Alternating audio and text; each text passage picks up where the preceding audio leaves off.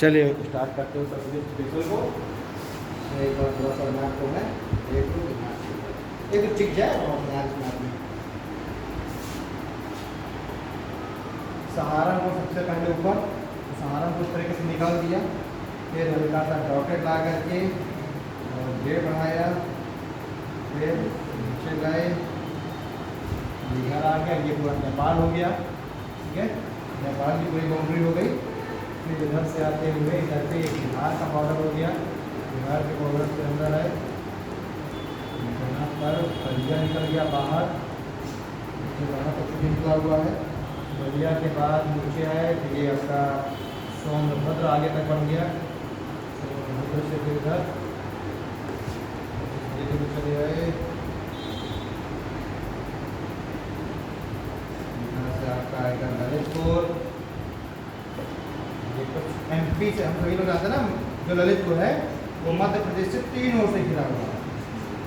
तब आप लोग मैप में दिख रहा होगा कि ललितपुर किस तरीके से 3 ओर से घिरा हुआ है।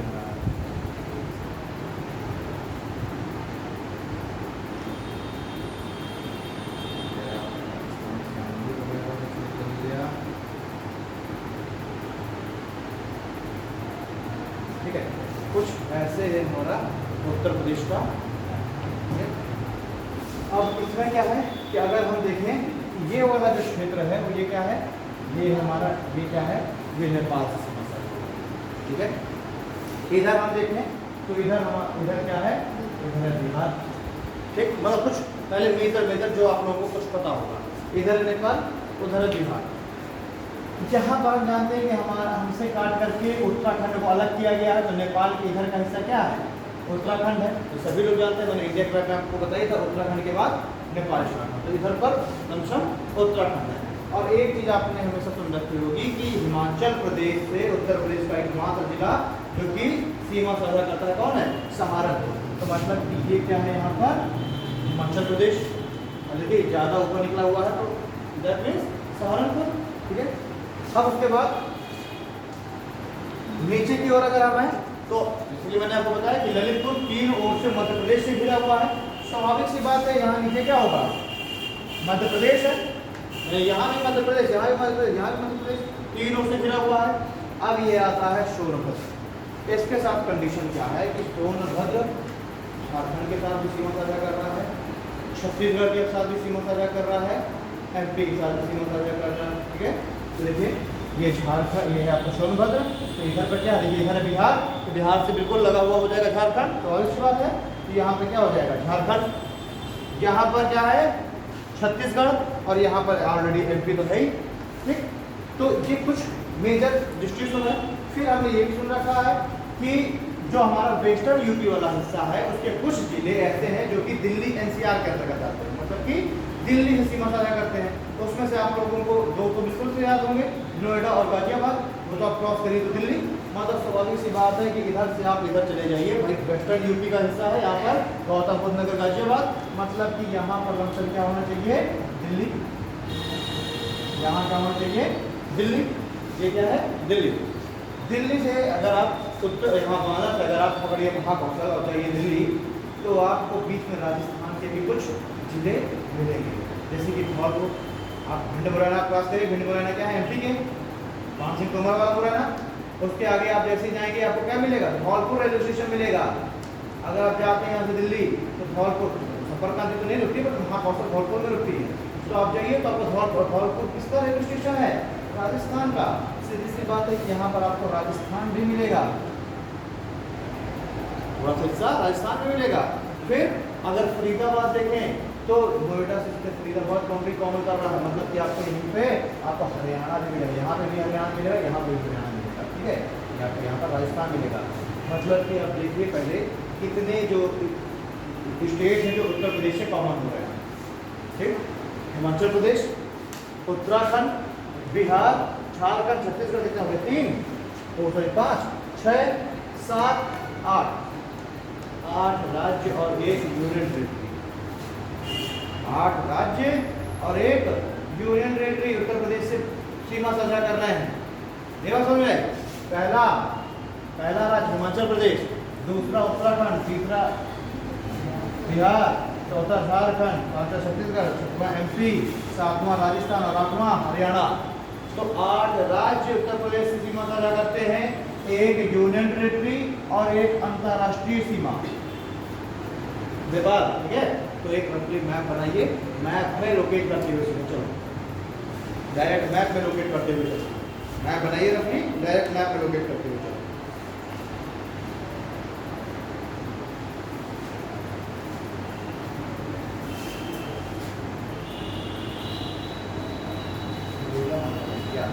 देखिए यहाँ से लेकर के राजस्थान की जो सीमा है वो लगभग यहाँ तक है, ठीक है।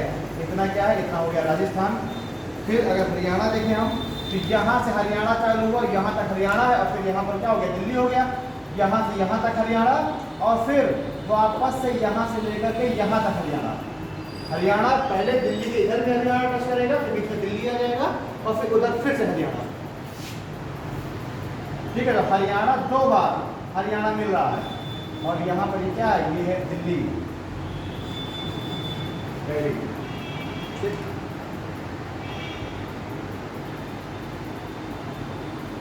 यहाँ से यहाँ तक हरियाणा, और फिर यहाँ से यहाँ तक है, यहाँ से लेकर के और यहाँ तक आपका क्या हो गया, हिमाचल प्रदेश हो गया। केवल सहारनपुर से टच हो रहा है, तो केवल ये क्या हो गया, इतना हिस्सा हिमाचल प्रदेश का, ठीक है। फिर यहाँ से लेकर के और यहाँ तक आपका क्या हो जाएगा, उत्तराखंड, ठीक है। ये वाला पूरा हिस्सा क्या हो गया, उत्तराखंड का।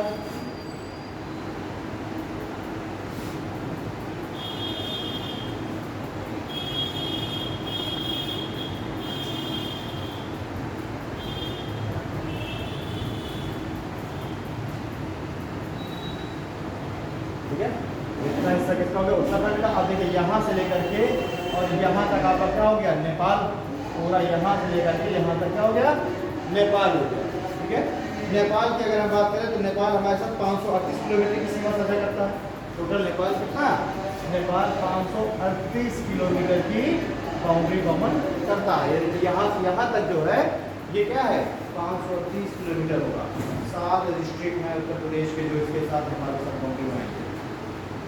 ये सारा कुछ मैं दिखाऊंगा। नेपाल 530 किलोमीटर। अब देखिए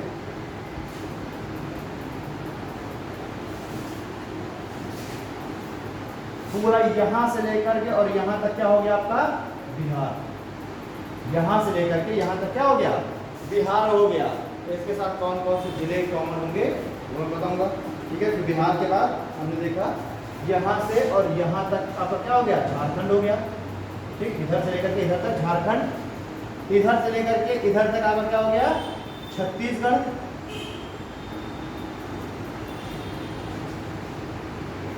ठीक, इतना क्या हो गया, छत्तीसगढ़ हो गया, ठीक है। और फिर ये छत्तीसगढ़ हो गया। अब यहाँ से लेकर के पूरा क्या हो गया, एमपी हो गया। मतलब देखने से स्पष्ट हो रहा है कि कौन सा राज्य भारत से सबसे लंबी सीमा बनाएगा। भारत कह रहा उत्तर प्रदेश से, कौन सा उत्तर प्रदेश का पड़ोसी राज्य उत्तर प्रदेश के साथ सबसे बड़ी सीमा बनाएगा, तो कौन सा है, एमपी।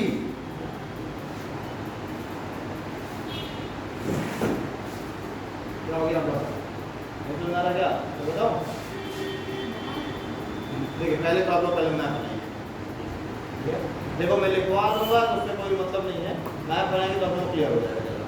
पहले तो एक मैप बनाओ रफली, अरे रफली बनाना है तो कैसे ऊपर नीचे बस ये है कि 3-4 चीज़ें ज़्यादा बढ़ा, जैसे उसको बलिया को थोड़ा आगे निकाल देना है क्योंकि सबसे पूर्वी पॉइंट है, सहारनपुर को थोड़ा सा ऊपर निकाल देना है क्योंकि सबसे उत्तरी है, इधर जो ये हल्का सा दिल्ली के नीचे वाला निकला है शामली, इसको वेस्टर्न में थोड़ा सा आगे बढ़ा देना है ये वाला, क्योंकि सबसे पश्चिमी बिंदु है। और सोनभद्र को थोड़ा सा ज़्यादा बढ़ा देना है, वो क्या है, वो सबसे दक्षिणी है। और बाकी बीच में अपने हिसाब से ललितपुर इस तरह से बीच में फंसा हो तो ललितपुर को बढ़ा देना है। आगे आओ कम क्लियर हो रहा है क्या वहाँ से, कम क्लियर हो रहा है क्या, आगे आगे बना लो उसको कम क्लियर हो रहा है। हमेशा मैप बनाए तो डॉटेड, तो उससे ज़्यादा सही बन जाता है। अगर आप लाइन में जाएंगे तो कहीं ना कहीं गड़बड़ हो जाएगा। हमेशा डॉटेड कोशिश किया करो मैप बनाने, ज़्यादा एक्यूरेसी आती है।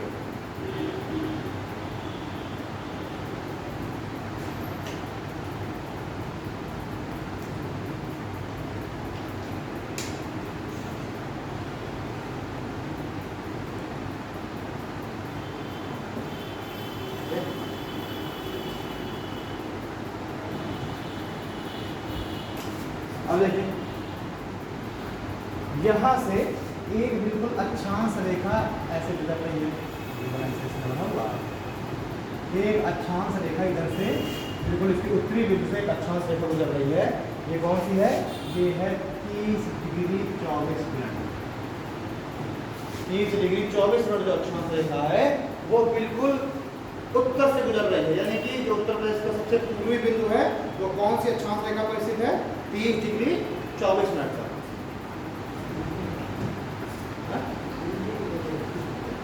अरे सबसे उत्तरी सभी, ठीक है भाई, अक्षांश तो उत्तर और दक्षिण का निर्धारण करते हैं ना। तो ये एक अक्षांश रेखा गुजर रही है, क्या नाम है उसका? 30 डिग्री 24 मिनट अक्षांश रेखा, जो कि जहां से गुजर रही है वो भारत का क्या है? नदर्न पॉइंट है। तो भारत के बार-बार है, भारत क्या होता है, ठीक है, वो भारत का क्या है? आज से भारत उत्तर प्रदेश का नामकरण करते हैं भारत, ठीक है, योगी जी की योजना है, नामकरण भी करते हैं। आगे का उत्तर प्रदेश की वो स्थिति है भारत में कि सबसे जो राजनीति में अगर हम देखें तो उत्तर प्रदेश का सबसे बड़ा योगदान है ना। तो एक तरीके से हम कह सकते हैं कि एक छोटा भारत तो उत्तर प्रदेश ही है। उत्तर प्रदेश को अगर काट के अलग कर दो तो जनसंख्या के लिहाज से वो 8वां सबसे बड़ा देश बन जाएगा। तो आखिरकार कहा जाए तो उत्तर प्रदेश अपने आप में एक छोटा भारत है, तो इसलिए बार भारत निकल रहा हो, ठीक है। तो जो सबसे नदर्न पॉइंट है यूपी का वो कहाँ पर स्थित है? 23 डिग्री 24 मिनट अक्षांश रेखा पर, और वो जहां से गुजर रही है, ठीक है, वो जहां से गुजर रही है उस डिस्ट्रिक्ट का नाम है सहारनपुर। क्या नाम है? सहारनपुर, ठीक है। ये डिस्ट्रिक्ट कौन सा है? ये डिस्ट्रिक्ट सहारनपुर। तो अगर आपसे कोई पूछे कि बताइए उत्तर प्रदेश में सबसे उत्तरी बिंदु कौन सा है, सबसे उत्तरी विस्तार कौन सा है, तो क्या बताइए? सहारनपुर। भारत के सबसे उत्तर प्रदेश के सबसे उत्तर पर स्थित जिला कौन सा है? सहारनपुर, ठीक है। अब देखिए, अब हम देखें सबसे दक्षिणी विस्तार इसका कहाँ पर है। तो यहाँ से इधर से एक अक्षांश रेखा जा रही है। भाई अक्षांश रेखा तो मैं पढ़ा ही चुका हूँ ना, इसलिए मैंने अक्षांश रेखा से पहले पढ़ा दी थी कि आप लोगों के दिमाग में चीजें आने लग जाए। जहाँ से एक अक्षांश रेखा जा रही है ये कौन सी है? 23 डिग्री 52 मिनट, ठीक, 23 डिग्री 52 मिनट। और ये जिस पॉइंट को टच कर रही है वो सबसे क्या हो जाएगा? सबसे दक्षिणी पॉइंट हो जाएगा यूपी का। और ये जिला कौन सा है? सोनभद्र। तो अगर आपसे पूछा जाए बताइए उत्तर प्रदेश का सबसे दक्षिणी जिला कौन सा है, तो सोनभद्र। कौन सी अक्षांश रेखा वहां से गुजर रही है? तो 23 डिग्री 52 मिनट। अब एक देखो, हम लोगों ने बात की थी कि कर्क रेखा भारत के लगभग बीचों बीच से गुजरती है। आप कितना? कर्क रेखा भारत के लगभग बीचों बीच से गुजरती है। और कर्क रेखा कौन सा क्वाड्रेंट होता है? 23 डिग्री, बस 23.5 डिग्री, 23.5 डिग्री। ये देखो जो 23 डिग्री 52 मिनट है हमारा, ये एग्जैक्ट बिल्कुल कर्क रेखा से जस्ट ऊपर है ना। मैंने आपको ये तो कर्क रेखा में नहीं बताया कर्क रेखा उत्तर प्रदेश से गुजर रही है, मतलब ये कर्क रेखा इससे बिल्कुल सोनभद्र के जस्ट नीचे से गुजरती होगी। ब्रदर, कर्क रेखा देखिए 23 डिग्री 52 मिनट की अक्षांश रेखा है, और जो कर्क रेखा है वो क्या है? वो है 23.5 डिग्री, 23.5, यानी कि ये बिल्कुल जो कर्क रेखा वो जस्ट बिल्कुल उत्तर प्रदेश के नीचे से गुजरती है, बिल्कुल नीचे से। इसीलिए हमने पढ़ा है मध्य प्रदेश से भी गुजरती है, छत्तीसगढ़ से गुजरती है, लेकिन उत्तर प्रदेश से नहीं गुजरती, क्योंकि उत्तर प्रदेश कर्क रेखा के जस्ट ऊपर स्थित है, ठीक है। इसीलिए देखिए कर्क रेखा पर स्थित है मध्य प्रदेश, इसीलिए हमने उसका नाम क्या रखा है? मध्य प्रदेश, यानी भारत के बिल्कुल मध्य का प्रदेश, क्योंकि उससे होकर के कर्क रेखा गुजर रही है। सबसे अधिक लंबाई है कर्क रेखा की मध्य प्रदेश में, इसलिए उसका नाम क्या पड़ गया? मध्य प्रदेश। और उस कर्क रेखा के उत्तर में स्थित है उत्तर प्रदेश, इसलिए क्या नाम पड़ गया? उत्तर प्रदेश। तो ये जो नामकरण है ये भी देख रहे हैं हम लोग, कर्क रेखा के हिसाब से नहीं हो गए। कर्क रेखा के उत्तर में स्थित उत्तर प्रदेश, कर्क रेखा पर स्थित प्रदेश तो मध्य प्रदेश, और कर्क के दक्षिण में स्थित है इसलिए दक्षिण भारतीय प्रदेश, हम दक्षिणी भारत कहते हैं ना। तो कर्क रेखा के दक्षिण में स्थित है वो सारे के सारे राज्य, आंध्र प्रदेश, कर्नाटक, तेलंगाना, महाराष्ट्र, तमिलनाडु, केरल, ये कर्क रेखा के दक्षिण में स्थित है, इसलिए हमने क्या कह दिया? दक्षिण भारत के राज्य, ठीक है। तो सबसे दक्षिणी बिंदु कौन सा हो गया? सबसे दक्षिणी बिंदु हो गया आपका 23 डिग्री 52 मिनट। कौन सा डिस्ट्रिक्ट सबसे दक्षिणी डिस्ट्रिक्ट है यूपी का? सोनभद्र, ठीक है। अब बात करें हम लोग सबसे पूर्वी जो कोऑर्डिनेट हो क्या है, वो है 84 डिग्री 38 मिनट। भाई सीधी सी बात है, यहाँ से गुजरती है लगभग यहाँ से 82.5 डिग्री, और यही पर स्थित है हमारा इलाहाबाद को भी तो पूर्वांचल यूपी में काउंट करते हैं, पूर्वी यूपी में यही पर स्थित है। क्या स्थित है? इलाहाबाद। और देखिए ये है सोनभद्र से जस्ट सटा हुआ है मिर्जापुर। तो इसीलिए क्या करेगा, हम लोग देखते हैं कि इलाहाबाद और मिर्जापुर से होकर गुजरती है। ये है इलाहाबाद, ये है मिर्जापुर, और मिर्जापुर के ईस्ट में पड़ जाता है सोनभद्र, इसलिए कर्क रेखा देखिए इस तरह गुजर जाती है 82.5 डिग्री। अरे हाँ सॉरी देशांतर है, ठीक है।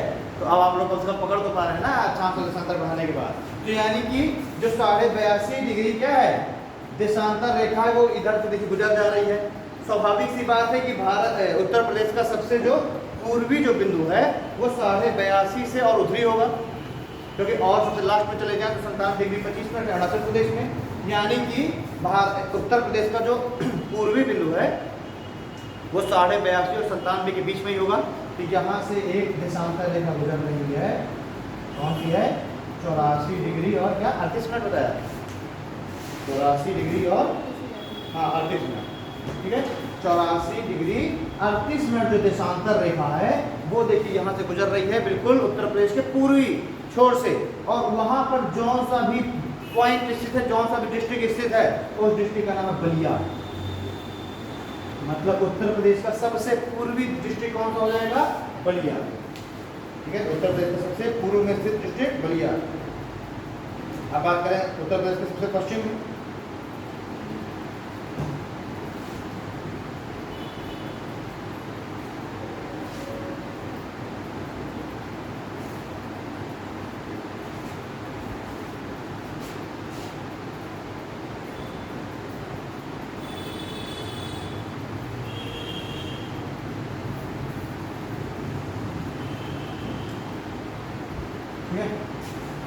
तो हम लोग देखेंगे कि पश्चिमी यूपी का, वेस्टर्न यूपी का एक डिस्ट्रिक्ट है जहाँ से होकर के पश्चिमी देशांतर रेखा गुजरती है, और ये देशांतर रेखा का नाम क्या है?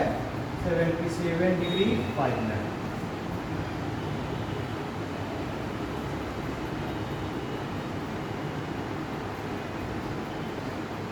ठीक है, ये यहाँ पर टच हो रही है कौन सी?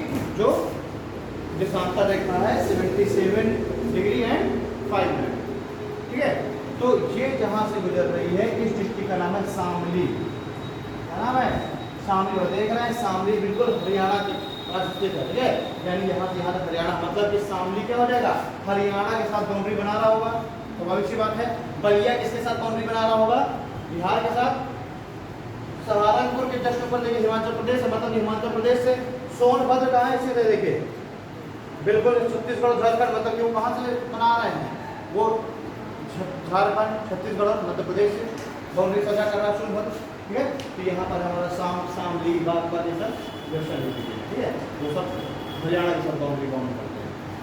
तो ये हमने देख लिया, यहाँ से लेकर के यहाँ तक आपका हिमाचल प्रदेश हो गया, और हिमाचल प्रदेश में ही हिमाचल प्रदेश से उत्तर प्रदेश का डिस्ट्रिक्ट बाउंड्री बनाता है सहारनपुर, जहाँ से होकर के अक्षांश रेखा गुजरती है कौन सी? 30 डिग्री 24 मिनट। और इसी कारण से सहारनपुर को उत्तर प्रदेश का सबसे उत्तरी जिला कहते हैं, ठीक। सबसे दक्षिणी जिला सोनभद्र, क्योंकि उससे होकर के अक्षांश रेखा गुजरती है 23 डिग्री एंड 52 मिनट, ठीक है। और इसी कारण से चूंकि उससे सबसे दक्षिण में, इसलिए उसको क्या कहते हैं? सबसे दक्षिणी जिला कह दिया। इसी तरह पूर्वी जिला कौन सा है? बलिया, क्योंकि उससे कौन सी पूर्वी देशांतर गुजर रही है? 84 डिग्री 38 मिनट, ठीक है। और इधर क्योंकि हम डायरेक्शन हम देखते हैं ना, डायरेक्शन क्या है? East west north and south, ठीक है। तो सबसे वेस्ट का जिला कौन सा हो गया? पश्चिमी शामली, ठीक है। और इधर पूरे में हम देख रहे हैं ये है बीचों बीच दिल्ली है, बाकी पूरा ये हरियाणा है, इधर भी पूरा हरियाणा है। मतलब इस शामली जो है सीधी बात है कि हरियाणा से सीमा बना रहा है। अब हम कुछ और चीज़ें रीजनल देख रहे हैं। नेपाल के साथ हमने देख लिया कि 538 किलोमीटर की सीमा साझा करता है उत्तर प्रदेश। अब देखिए उत्तर प्रदेश का अगर ये पूर्व से पश्चिम विस्तार देखें कितना किलोमीटर है, मतलब कि शामली को अगर हम पाई रोड जोड़े बलिया से बिल्कुल सीधे, अब बिना रुके हम बिल्कुल यहाँ किसी सीधे चले जाए ठीक है। तो ये कितने किलोमीटर है, और अगर हम सहारनपुर को जो है सोनभद्र से बिल्कुल से उत्तर से बिल्कुल दक्षिणी विस्तार में तो कितना किलोमीटर, ठीक है। तो ये देखते हैं इसकी जो ये चौड़ाई है, बात करें हम, ये उत्तर से दक्षिण ये है 240 किलोमीटर।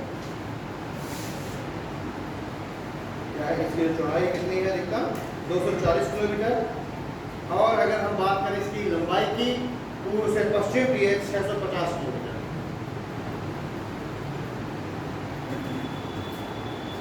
चौड़ाई इसकी क्या हो जाएगी 240 किलोमीटर, लंबाई क्या है 650 किलोमीटर। मतलब पूर्व से, इसलिए देखिए उत्तर प्रदेश मैप भी बनाया है इसका लंबा लंबा, ठीक है, क्योंकि पूरा पूरा उत्तर प्रदेश हम लोग देख रहे हैं। तो ठीक है, तो यूपी को हम लोग क्या देख रहे हैं,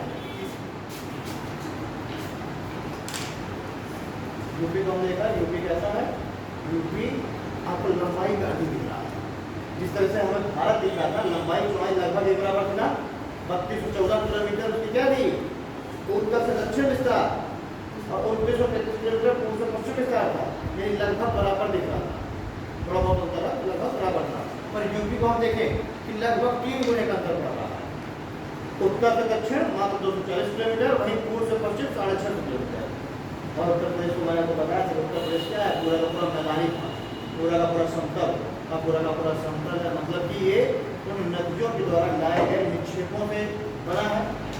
ये मैंने बाबा को बताई की है, मैंने स्टार्ट किया, क्योंकि ये जो उत्तर प्रदेश था, कभी आज से लाखों साल पहले यहाँ पर केवल एक गर्त हुआ करता था, गड्ढा हुआ करता था, और इसी गड्ढे में नदियों ने अपने सेडिमेंट्स ला करके जमा किए और उसको पूरा मिट्टी से पाट करके उसको समतल कर दिया। यही कारण है कि जो उत्तर प्रदेश है उसको क्या बोलते हैं, उत्तर भारत का विशाल मैदान। यही कारण है कि उत्तर प्रदेश क्योंकि पूरा मिट्टी से बना हुआ है, पूरा सेडिमेंट से बना हुआ है, नदियों के द्वारा लाए गए। यही कारण है कि यहाँ पर एग्रीकल्चर होती है, ठीक है। और एग्रीकल्चर क्यों होती है, इसके पीछे कारण क्या है कि यहाँ पर लोगों ने बस्तियां बना करके रहना चालू किया। अब लोग बस्तियां कहाँ बना करके रहना चालू करेंगे, समाज की स्थापना कहाँ होगी, जहाँ पर उनके रहने के लिए अनुकूल दशाएं होंगी। तो उत्तर प्रदेश में अनुकूल दशा की टेम्परेचर ह्यूमन के लिए फेवरेबल, ठीक है।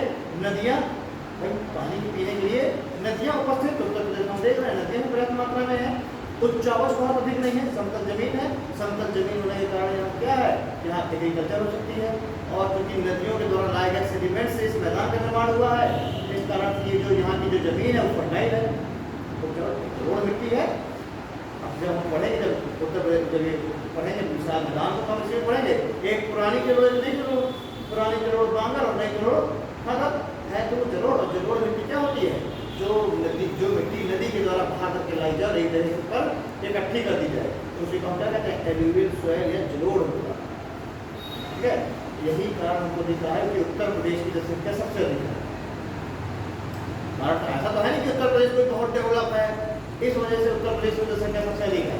सबसे ज्यादा भगवान क्या पैदा हुए उत्तर प्रदेश में, कभी नहीं सोचे, क्योंकि एक पुराने समय में, एंशिएंट टाइम में ही जब ये संकल्पनाएं सब स्थापित की जाती थी, उस समय उत्तर प्रदेश में ही बस्तियों का निर्माण हुआ था।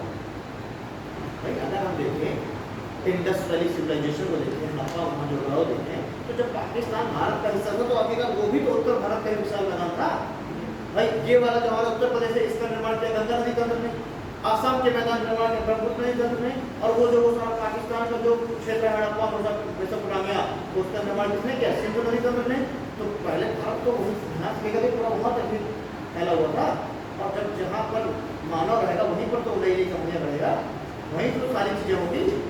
तो इसीलिए क्या संकल्पनाएं, राम का जन्म भी देख लीजिए, कृष्ण का जन्म भी देख लीजिए, और भी जितने देवताओं को आप देखेंगे तो उत्तर प्रदेश में ही हुए, ठीक है। दधीच ने अपनी अस्थियां त्यागी, कहाँ पर त्यागी, नैमिषारण्य, कहाँ है नैमिषारण्य, लखनऊ के नजदीक सीतापुर में, ठीक है। तो ये सारी संकल्पनाएं कहाँ से आप साइंस को आप इसको रिलेट करिए ना, हमारे जो ये सब साहित्य ग्रंथ है इनसे रिलेट करिए, तो सीधी सी बात है। अब अगर मान के चलिए कि दक्षिण भारत में उस समय कोई रह ही नहीं रहा था, तो वहाँ पर संकल्पनाएं ही कैसे आएंगी। सीधी सी बात हम देखें कि अगर हम ये संकल्पनाएं देखें कि सीता हरण की हम बात करें, फिर राम जी का हम वनवास देखें, तो वनवास का मतलब क्या है, तो ऐसे जगह पर जाना जहाँ निर्जन हो, जहाँ खुले रहना हो, जंगल हो। तो उस समय हम देखें दक्षिण भारत क्या था, जंगल ही तो था, वहाँ पर पक्षियों के भाई समाज क्या है? समाज का मतलब होता है जहाँ पर लोग एक जगह इकट्ठा होकर रहने लगे, एग्रीकल्चर करने लगे, अब यहाँ वहाँ ना रहते, एक ही जगह घर बना कर रहने लगे, वो समाज हो गया। उस समय दक्षिण भारत में समाज का निर्माण हुआ था? नहीं हुआ था।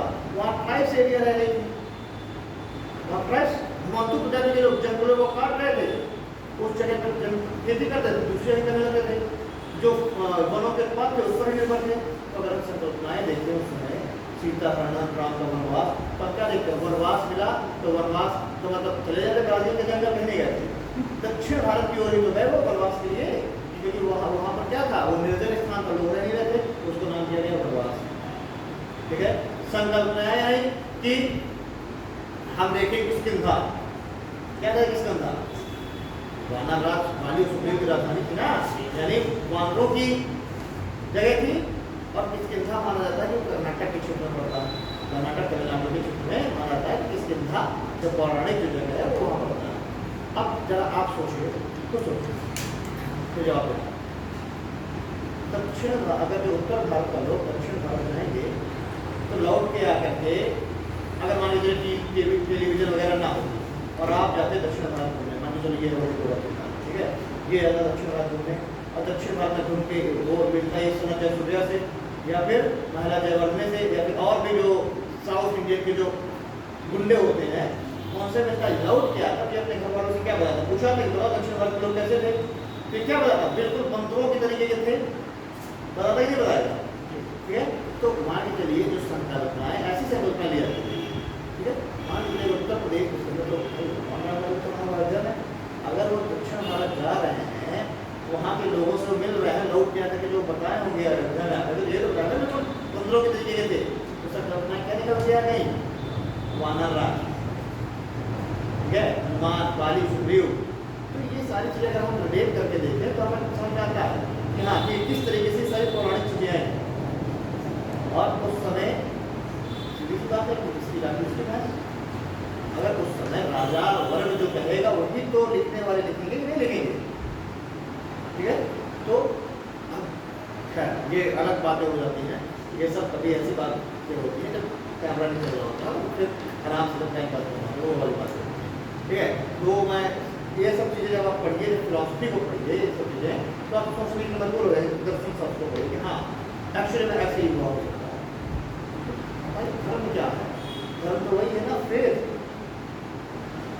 धर्म क्या है, धर्म तो यही है ना कि भाई लोगों को गलत रास्ते में जाने से रोकना। तो ये सारा जो उत्पत्ति हुई वो कहाँ से हो रही है, उत्तर प्रदेश से। सीधा सीधा सा निचोड़ ये है कि उत्तर प्रदेश में उस समय से समाज डेवलप होना चालू हो गया था। ठीक है, समाज उस समय से डेवलप होना चालू हो गया, लोग रहने लग गए, इसीलिए यहाँ पर जनसंख्या का ज़्यादा घनत्व हमें दिखाई दे रहा है, जनसंख्या सबसे ज़्यादा दिखाई दे रही है। आप क्या कहते हैं, तो क्यों नहीं लोग हिमाचल प्रदेश में जाकर के सबसे ज़्यादा क्यों कम हो गया? भाई लोग तो बढ़िया, यहाँ उत्तर प्रदेश में गर्मी पड़ रही थी, लोग जाते बड़े हिमाचल प्रदेश में रहते मस्त, लेकिन वहाँ पर कितनी समस्याएं, एग्रीकल्चर में पॉसिबल थी, टेम्परेचर कम, बहुत समस्याएं। ठीक है, पानी की अवेलेबिलिटी कम, यहाँ पर बढ़िया बना नहीं था, सारी अवेलेबिलिटी, इसलिए ज़्यादा जनसंख्या का निवास, ज़्यादा जनसंख्या घनत्व, तुम्हारे ना कि उत्तर प्रदेश सबसे बड़ा राज्य जनसंख्या के लिहाज से। ठीक, और सारी जो धर्म की उत्पत्ति है ये उत्तर प्रदेश में क्यों हमको दिखाई दे रही है, जहाँ लोग रहेंगे वहीं तो धर्म आएगा। अंटार्कटिका में कोई धर्म है क्या, चल रहा है या नहीं, क्योंकि लोग नहीं रह रहे। ठीक, चलिए, तो ये हमने ये वाला विस्तार देखा 650 किलोमीटर, और ये वाला विस्तार हमने कितना देखा 240 किलोमीटर। और इसमें ठीक, तो ये सारी हमने बाउंड्रीज देख ली, उत्तर पश्चिमी विस्तार, उत्तर दक्षिण विस्तार, पूर्व पश्चिमी विस्तार, कुल क्षेत्र लिखिए, उत्तर प्रदेश का कुल क्षेत्रफल, उत्तर प्रदेश का कुल क्षेत्रफल, उत्तर प्रदेश का कुल क्षेत्रफल, अच्छा तो ऑनलाइन पढ़ लीजिए क्या, तो ये बाकी तो लोग कोई नहीं पढ़े ना, ये उत्तर प्रदेश का कुल क्षेत्रफल 2,40,928 किलोमीटर स्क्वायर है। उत्तर प्रदेश का कुल क्षेत्रफल 2,40,928 किलोमीटर स्क्वायर है, जो कि भारत के कुल क्षेत्रफल का 7.33%, मतलब नोट पूरी रेडी है। नोट पूरी रेडी। तो कुल क्षेत्रफल कितना हो गया 2,40,928 किलोमीटर स्क्वायर, और इसमें भारत के कुल क्षेत्रफल का कितना है मात्र 7.33%। अब सोचो कुल क्षेत्रफल का मात्र 7.33%, और इसमें जनसंख्या कितनी निवास कर रही है 133 करोड़ में से 131 करोड़ में से लगभग 22 करोड़। तो कितना हिस्सा हो गया 15 से 20 15 से लेकर 17% के आसपास हो गया ना। कौन सा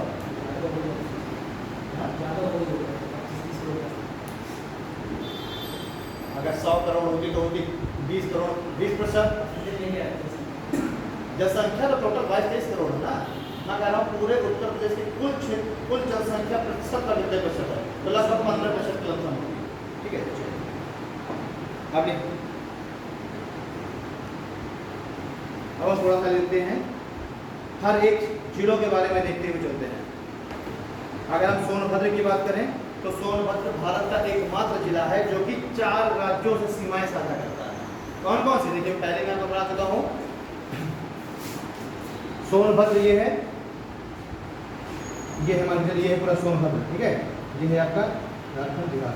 तो जो सोनभद्र है, सोनभद्र कुछ इस तरीके से है, तो यहाँ पे कितने डिस्ट्रिक्ट हो गए, वो कितने राज्य हो गए स्टेट, एक तो बिहार, दूसरा झारखंड, तीसरा छत्तीसगढ़ और चौथा मध्य प्रदेश। ठीक है, तो देखिए सोनभद्र उत्तर प्रदेश का एकमात्र जिला है जो कि 4 राज्यों से सीमा साझा करता है। कौन कौन से ब्रैकेट में लिखना है, सीमा साझा करता है बिहार, झारखंड, छत्तीसगढ़ एवं मध्य प्रदेश।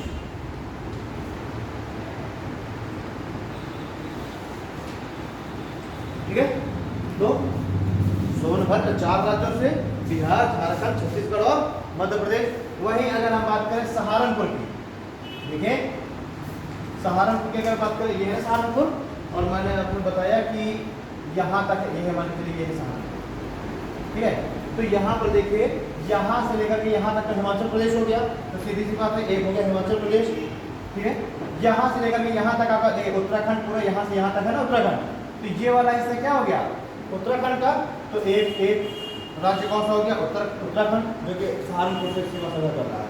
तीसरा कौन सा हो गया ये हरियाणा। तो 3 राज्य जो कि सहारनपुर से सीमा साझा करते हैं, कौन कौन, हिमाचल प्रदेश, उत्तराखंड और हरियाणा। ठीक है, अब देखिए नेपाल के साथ सीमा साझा करने वाले जिले, नेपाल के साथ सीमा साझा करने वाले जिले। बाकी अगर देखिए बात करें ना, सबसे पूर्वी जो जिला है बलिया, वो केवल और केवल किसके साथ बाउंड्री बना रहा है, बिहार के साथ। और अगर हम बात करें किसकी, शामली की, तो वो सिर्फ और सिर्फ हरियाणा के साथ। तो पूर्व और पश्चिमी जिले हैं वो मात्र एक राज्य के साथ सीमा साझा कर रहे हैं, लेकिन उत्तर और दक्षिणी जिले वो एक से अधिक राज्यों के साथ। उत्तरी में से सहारनपुर जो 3 के साथ, और दक्षिणी सोनभद्र 4 के साथ। आप देखते हैं नेपाल के साथ सीमा साझा करने वाले उत्तर प्रदेश के जिले कौन कौन से हैं। देखिए अगर हम पश्चिम से पूर्व की ओर चले तो सबसे पहले तो हमें मिलेगा पीलीभीत। ठीक है, सबसे पहले आपको क्या मिल गया पीलीभीत। अगर हम यहाँ से चले तो यहाँ उत्तराखंड के बाद चालू होता है नेपाल। तो हमें यहाँ से देखना है कि यहाँ से लेकर के और यहाँ तक के कितने जिले हैं जो कि नेपाल के तराई क्षेत्र में होंगे, नेपाल जहाँ सीमा बना रहे होंगे। तो यहाँ पर है पीलीभीत, उत्तर प्रदेश का जिला पीलीभीत। ठीक है, यहाँ पर जो जिम कार्पेट नेशनल पार्क है उसको थोड़ा सा बढ़ाया गया, विस्तार किया गया और एक नया टाइगर रिजर्व बनाया गया। ठीक है, तो उसको पूरा विस्तार कर दिया गया है यहाँ तक। तो यहाँ पर पीलीभीत में टाइगर रिजर्व है। ठीक है, तो एक जिला सबसे कौन सा हो गया पीलीभीत। पीलीभीत के आगे चले तो कौन सा हो गया लखीमपुर खीरी। ये भी क्या है, ये भी नेपाल का तराई जिला है। और यहाँ पर कौन सा नेशनल पार्क स्थित है लखीमपुर खीरी में, उत्तर प्रदेश का एकमात्र नेशनल पार्क, उत्तर प्रदेश का एकमात्र राष्ट्रीय पार्क, राष्ट्रीय उद्यान कौन सा दुधवा राष्ट्रीय पार्क कहाँ स्थित है, इस लखीमपुर खीरी में। क्योंकि देखिए सीधी सी बात है कि नेपाल का तराई क्षेत्र है, स्वाभाविक सी बात है कि तराई क्षेत्रों में क्या होती है भाई, नदियाँ आएंगी अपने साथ बहुत सारा तराई क्षेत्र होता है। तराई क्षेत्र चढ़ाई की बात करूँ, ये है माउंटेन और ये यहाँ से चालू हो गया मैदान, ठीक है। नदियाँ यहाँ से उतरती हुई चली आ रही हैं नदियाँ, तो यहाँ से नदियाँ ऊपर से क्या करेंगी, तो नदियाँ जैसे ढाल में है ना, तो नदियों की स्पीड बहुत ज़्यादा होगी, तो नदियाँ अपने साथ बड़ी बड़ी चट्टानें तोड़ करके लेती हैं, तो नदियाँ यहाँ पर बड़ी बड़ी चट्टानों को इकट्ठी कर देंगी। भाई जैसे ही नदियाँ ढाल से उतर करके कहाँ मैदान में आई, तो मैदान में आते ही इनकी स्पीड घट गई, इनमें ऊर्जा घट गई, तो ये क्या करेगी, अपने साथ बड़ी बड़ी चट्टानें लेके आई थी, वो बिल्कुल इसको कहते हैं गिरिपाद, मतलब कि पर्वतों का बिल्कुल पैर, ठीक। तो जैसे ही आपसे पूछा जाएगा, बताइए नदियाँ बड़े बड़े पत्थरों को कहाँ पर इकट्ठा कर देती हैं, तो आप क्या बोलेंगे, गिरिपाद। और यही जो गिरिपाद वाला क्षेत्र है जहाँ पर बड़े बड़े पत्थर इकट्ठा करती हैं नदियाँ, उसको कहते हैं भाबर, भाबर कहते हैं, भाबर, भाबर, ठीक है, भाबर, बड़ा भा है, बा है, बड़ा भाबर, ठीक है। तो अगर आपसे पूछा जाए कि बताइए नदियाँ, नदियाँ क्या, नदियाँ बड़े बड़े पत्थरों को कहाँ पर इकट्ठा कर देती है, तो ऑब्वियस सी बात है भाई, ऊपर से नदियाँ बड़ी स्पीड से चल रही, बड़े बड़े पत्थरों को अपने साथ बहा करके लेके आ रही है तोड़ फोड़ के, लेकिन जैसे ही वो पर्वतों से नीचे उतरेंगी, उनकी गतिज ऊर्जा घट जाएगी और वहाँ पर वो बड़े बड़े चट्टानों को इकट्ठा कर देंगी, और उसी क्षेत्र को हम क्या बोलते हैं, भाबर का क्षेत्र, ठीक है। तो हम अगर देखें, हम उत्तर प्रदेश का जो क्षेत्र देखें, इसमें आएगा तराई, लेकिन जैसे हम नेपाल की तरफ बढ़ें या फिर हम उत्तर प्रदेश से उत्तराखंड की ओर जाएं, हम जैसे ही रुड़की को क्रॉस करके, लक्सर को क्रॉस करके रुड़की और उधर हरिद्वार की तरफ जाएं, तो हमको वहाँ पर भाबर का क्षेत्र दिखने लगेगा, बड़े बड़े पत्थर दिखने लगेंगे, ठीक है। और यहाँ पर क्या होता है, अब ज्यूम करो, यहाँ पर बड़े बड़े पत्थर पड़े हैं और आप यहाँ से एक बाल्टी पानी फैला दो, ठीक है, और उसके बाद फिर आप इस बेंच के ऊपर खड़े होकर देखो, तो आपको क्या पानी आपको ऊपर से जाता हुआ दिखेगा, नीचे से जाता हुआ दिखेगा, ठीक है। तो अब जब आपको यहाँ पर खूब सारे पत्थर पड़े हुए हैं और पानी नीचे से जा रहा, तो अब आपको यहाँ से पानी दिखेगा, नहीं दिखेगा ना। तो क्या कहा जाता है कि भाबर क्षेत्र में नदियाँ विलुप्त हो गई, ऐसा नहीं कि नदियाँ विलुप्त हो गई, लेकिन देखिए, देख रहे हैं आप कि भाबर क्षेत्र में नदियाँ कहाँ से जा रही है, नीचे से आ रही है, और उसके ऊपर पत्थर इकट्ठे हो गए हैं, ठीक है। तो भाबर क्षेत्र में क्या कहने का, नदियाँ विलुप्त हो जाती हैं, और ये जो भाबर क्षेत्र होगा, क्या वो एग्रीकल्चर के लिए अनुकूल होगा, नहीं, बड़े बड़े पत्थर, एग्रीकल्चर होगा नहीं, समझिए।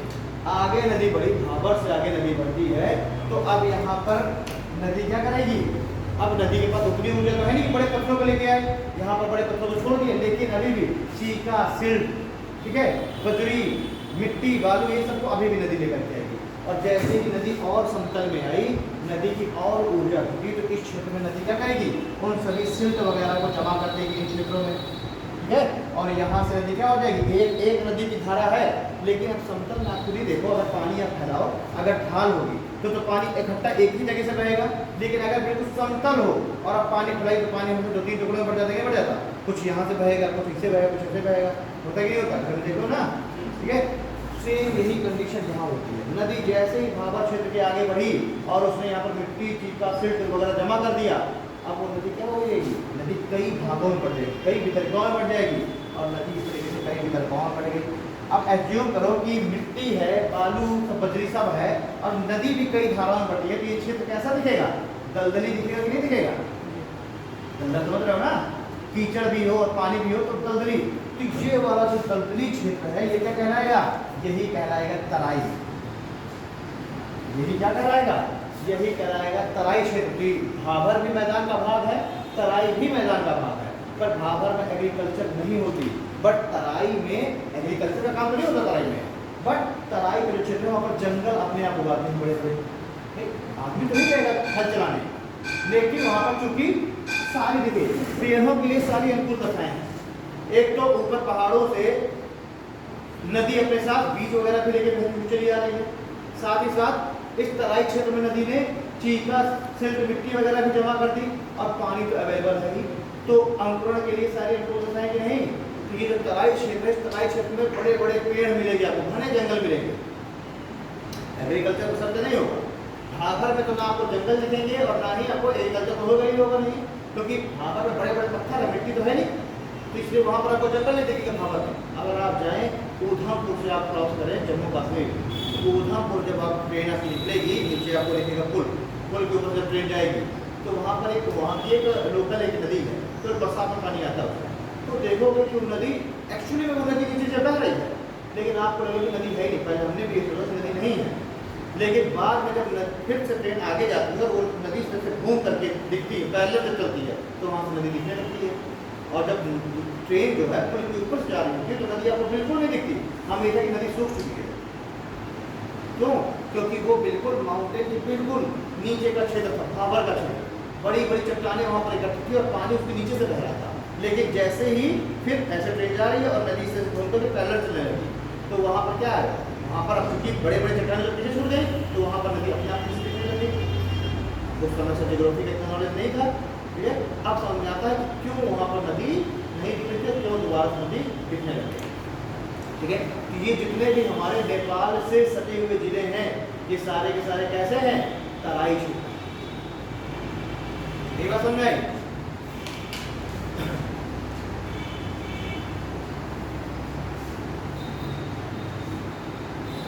विजय तराई तराई समझ गए ना? उत्तर प्रदेश के तराई जिले कौन कौन से होंगे, जो कि नेपाल से सीमा साझा कर रहे होंगे। सीधी सी बात है, नेपाल क्या है, पूरा हिमालयी क्षेत्र है, यानी नेपाल से जो भी नदियां आ रही हैं वो नेपाल की सीमा में तो क्या बना देगी, भाबर का निर्माण कर देगी, और जैसे ही वो उत्तर प्रदेश में घुसी तो उत्तर प्रदेश से मैदानी, तो वहां पर आके क्या करेगी, तराई क्षेत्र का निर्माण करेगी। तो स्वाभाविक सी बात है, जो लाइन के जो सातों जिले होंगे, तो यहाँ से ऐसे नदियां आ रही है ना, बहुत सारी नदियां इस तरह घुस रही है सब ये, तो यहाँ पर तो बना देंगी सब भाबर नेपाल वाले क्षेत्र में, और जैसे ही उत्तर प्रदेश में घुसे तो यहाँ पर सब क्या बना देंगी, तराई का क्षेत्र, ठीक। इसलिए इन क्षेत्रों में हमको घने घने जंगल दिखेंगे, बड़े बड़े जंगल दिखेंगे, और यही कारण है कि लखीमपुर खीरी ने क्या किया, वहाँ पर दुधवा नेशनल पार्क बना दिया गया, क्योंकि वहाँ पर इतनी ज़्यादा बायोडाइवर्सिटी थी, पेड़ पौधे थे खूब ज़्यादा, और पेड़ पौधे होंगे तो जीव जंतु होंगे, और जीव जंतु होंगे तो उस पूरे क्षेत्र को क्या घोषित कर दिया गया, राष्ट्रीय पार्क। तो कौन कौन से जिले हो गए, पहला तो आपका पीलीभीत हो गया, फिर लखीमपुर हो गया, फिर आपका बहराइच,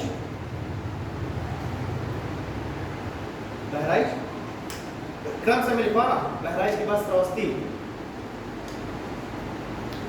बहराइच उसके बाद श्रावस्ती, फिर बलरामपुर, बहराइच फिर श्रावस्ती, फिर बलरामपुर, फिर सिद्धार्थनगर,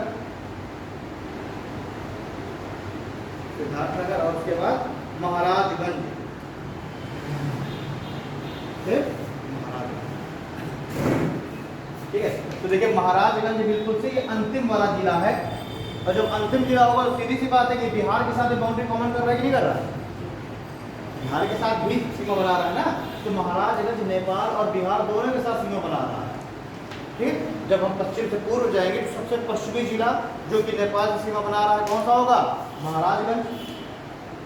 आपसे ऐसे घूम फिरा के कैसे भी क्वेश्चन पूछ ले, कर दिया जाएगा उत्तर प्रदेश का सबसे पूर्वी जिला कौन सा है जो नेपाल के साथ सीमा बनाता है, तो उत्तर प्रदेश का तो सबसे पूर्वी जिला है बलिया, लेकिन बलिया थोड़ा बना रहा है नेपाल के साथ सीमा, तो उत्तर प्रदेश का सबसे पूर्वी जिला जो नेपाल के साथ सीमा बना रहा है कौन सा हो जाएगा, महाराजगंज।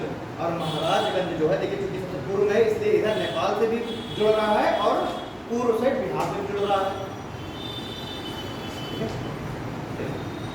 अब हम लोग देख लेते हैं एक राज्य को उठा के देख लेते हैं कौन कौन सा जिला इससे सीमा बनाते हैं। सबसे पहले देखिए बिहार, हमने नेपाल के साथ देख लिया कौन कौन से उत्तर प्रदेश के जिले सीमा बना रहे हैं। अब हम लिखते हैं सारे राज्य, पहले लिखे बिहार, उधर से घूमते हुए चले आ रहे हैं, नेपाल लिखा, फिर बिहार, फिर जैसे झारखंड, छत्तीसगढ़, एमपी लिखते हुए इधर चलेंगे। देखिए बिहार, बिहार के साथ पहला तो हो जाएगा महाराजगंज, क्रम से इनको मैं क्रम से लिखवा रहा हूँ। पहला हो जाएगा महाराजगंज जो कि नेपाल और बिहार दोनों से है। फिर सोचिए महाराजगंज से और थोड़ा सा आप पूर्व में चलिए तो आ जाएगा कुशीनगर, ये हो गया महाराजगंज, ये हो जाएगा कुशीनगर। पर कुशीनगर क्या है, कुशीनगर देखिए नेपाल से बाउंड्री नहीं बना रहा, कुशीनगर केवल बिहार से बाउंड्री बना रहा है, ठीक है। तो ये आपका पहला महाराजगंज हो गया, फिर दूसरा आपका कुशीनगर, तीसरा देवरिया, देवरिया थोड़ा सा दक्षिण की तरफ का क्या हो जाएगा देवरिया, ठीक है। महाराजगंज, कुशीनगर, देवरिया, फिर लिखे बलिया, ये जगह ये आपका लिखे ये है देवरिया और ये है आपका बलिया, ये है आपका कुशीनगर, ये महाराजगंज। ठीक है, तो महाराजगंज, कुशीनगर, देवरिया, बलिया, फिर गाजीपुर, गाजीपुर, फिर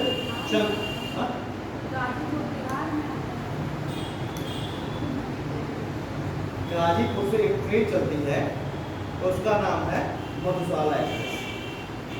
अच्छा, लोगों ने नाम रखा हुआ है। गाजीपुर से एक ट्रेन चलती है, उसका नाम है गाजीपुर से बिहार का बॉर्डर चौसा। ठीक है, बिहार में जैसे घुसेंगे चौसा पर मिल जाएगा। तो गाजीपुर से चौसा एक पैसेंजर चलती है, उसका लोगों ने नाम रखा हुआ मधुशाला एक्सप्रेस। क्यों?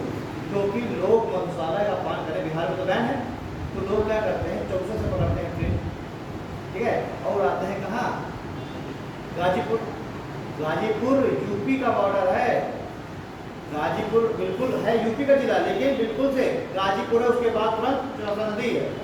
ठीक है, और उसके तुरंत बाद उधर क्या है? बिहार है। मतलब कि एक केवल नदी के द्वारा, गंगा बीच में, तो एक केवल नदी के द्वारा उत्तर प्रदेश और बिहार की सीमा अपनी थी। इधर आपको गाजीपुर मिलेगा, इधर बीच में नदी है, इधर पे बिहार चौसा। ठीक है, तो लोग क्या करते हैं, लोग ट्रेन में वेट करके आते हैं गाजीपुर, वहाँ बढ़िया दारू पीते हैं। ले जाना तो बैन है, पर पी के जाना बैन थोड़ा। तो उन लोगों ने बढ़िया से स्टॉप किया अपने अंदर, और उस ट्रेन को पकड़े। शाम को ट्रेन 7 साढ़े 7 बजे छूटती है गाजीपुर से और जाती है चौसा। तो उस पूरी ट्रेन में केवल कौन पैसेंजर होता है? केवल दबे। ठीक है, तो भाई शाम में ही तो आगे शुरू रहता है, तो वो क्या करता है, देखिए वो ट्रेन मतलब इधर एक ट्रेन आती है, वो 7 बजे की है, और फिर रिटर्न में ट्रेन जाती है, सबसे लास्ट ट्रेन है, वो मधुशाला एक्सप्रेस का नाम रखते हैं, वो करीब 8:30 या 9 बजे जाती है, और 10 बजे से पहुँच जाती है। तो उस ट्रेन में क्योंकि 10 बजे से छुट्टी बंद जाते हैं, और वही रात का समय है शुरू बनाने का, तो लोग क्या करते हैं, बढ़िया ट्रेन से आ गए किसी भी चीज़ से, और रात भर लोग पी करके मस्त उस ट्रेन से जाते हैं। उस ट्रेन का नाम ही रख दिया गया मधुशाला। इसलिए सोचा गाजीपुर मधुशाला फेमस है, क्योंकि टोटल शाम का टाइम ऐसा है ना, सुटेबल टाइम है उसका, टोटल हो जाता है। ठीक है, तो गाजीपुर मैंने इसलिए सुना है कि गाजीपुर आपको याद रहे यूपी का जिला है। ठीक है, गाजीपुर हो गया। फिर गाजीपुर के बाद देखेंगे हम चंदौली। गाजीपुर में चंदौली, और फिर सबसे दक्षिण में क्या है? सोनभद्र। सोनभद्र देखिए बिहार और झारखंड दोनों से मिल रहा है, सबसे दक्षिण में क्या हो गया? सोनभद्र हो गया। मतलब कि बिहार से कितने जिले क्यों आना है? बिहार से 9 और 2 कौन से रिकॉर्ड किया? ठीक है, तो महाराजगंज, कुशीनगर, देवरिया, बलिया, गाजीपुर, चंदौली, सोनभद्र। बिहार को भी ऐड करते हैं। तो बिहार से कितने जिले सीमा साझा कर रहे हैं? 7। ठीक है, अब लिखिए एमपी थे, ये बिहार के बाद उसमें 7 लिखना, आपसे कभी डायरेक्ट पूछ ले जाएगा, नहीं बिहार से कितने जिले बता सकते हैं। ठीक है, अगर वन डे एग्जाम वगैरह पूछ ले जाएंगे, बिहार से कितने जिले यूपी प्रेसी वगैरह में। अब लिखिए एमपी, मध्य प्रदेश से, मध्य प्रदेश से आप इस तरह से देखते हुए चलते हैं, यहाँ से इस तरह। ठीक है, तो सबसे पहले हम देखेंगे आगरा। आगरा मध्य प्रदेश से कौन सा? अरे भिंड मुरैना देखिए तो मध्य प्रदेश के जिले हैं, और वो क्या है? बिल्कुल आगरा से टच हो रहा है। ठीक है, उधर ग्वालियर को देखिए, ग्वालियर भी आगरा से टच हो रहा है, अपने ग्वालियर ही आगरा से टच हो रहा है, भिंड मुरैना तो और से जाते हैं। तो पहला जिला कौन सा हो जाएगा? आगरा। बिल्कुल से आगरा, आगरा इधर हो गया, बिल्कुल राजस्थान और मध्य प्रदेश की सीमा पर बिल्कुल है आगरा। ठीक है, उसके बाद देखिए इसीलिए आगरा है, यहाँ पर आगरा, ये जिला है आगरा। ठीक है, तो आगरा क्या है? राजस्थान से भी टच हो रहा है, तो राजस्थान का भी कॉमन जिला हो जाएगा, और एमपी से भी टच हो रहा है। ठीक है, तो आगरा दोनों के लिए कॉमन हो जाएगा, राजस्थान वाले से निकाल दूंगा। ठीक है, तो आगरा बिल्कुल इस बाउंड्री लाइन पर स्थित है। तो पहला जिला कौन सा हो गया? एमपी की सीमा साझा करने वाला आगरा। उसके बाद थोड़ा सा आगरा से नीचे आइए तो इटावा, आगरा से थोड़ा सा नीचे आइए तो आपको क्या मिलेगा? इटावा। फिर और इटावा से आप नीचे चले आइए तो आपको क्या मिलेगा? जालौन। देखिए आगरा, ये है इटावा, ये है आपका जालौन, फिर ये है आपका ललितपुर, ये झांसी, महोबा, बांदा, चित्रकूट, ठीक है। इस तरीके से तो एक तरह से मैं लिखवा दे रहा हूँ आगरा, इटावा, इटावा से कुछ जालौन, ठीक है। जालौन के बाद अब देख लेते हैं हम लोग ललितपुर, जालौन से ललितपुर, फिर झांसी, कहाँ छूट गया? आगरा, इटावा, जालौन, ललितपुर, झांसी, महोबा, क्रम से है बांदा, चित्रकूट, इलाहाबाद, मिर्जापुर और सोनपुर।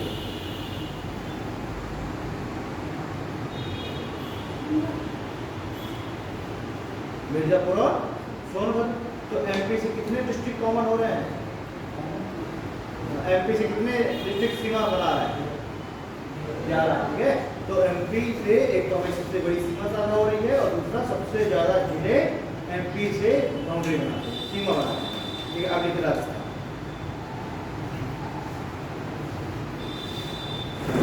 तो राजस्थान की हम बात करें तो एक तो आगरा हो ही गया और दूसरा यहाँ पर है मथुरा। जैसे ही आगरा और मथुरा के बीच में आप जाते हैं वहीं आपको मिलता है जो राजस्थान में है, ठीक है। तो अलवर, वो भी मतलब अलवर लिखना है ना, वो राजस्थान में होता है, ठीक है। तो राजस्थान से कितने जिला सीमा साझा करते हैं? आगरा और मथुरा।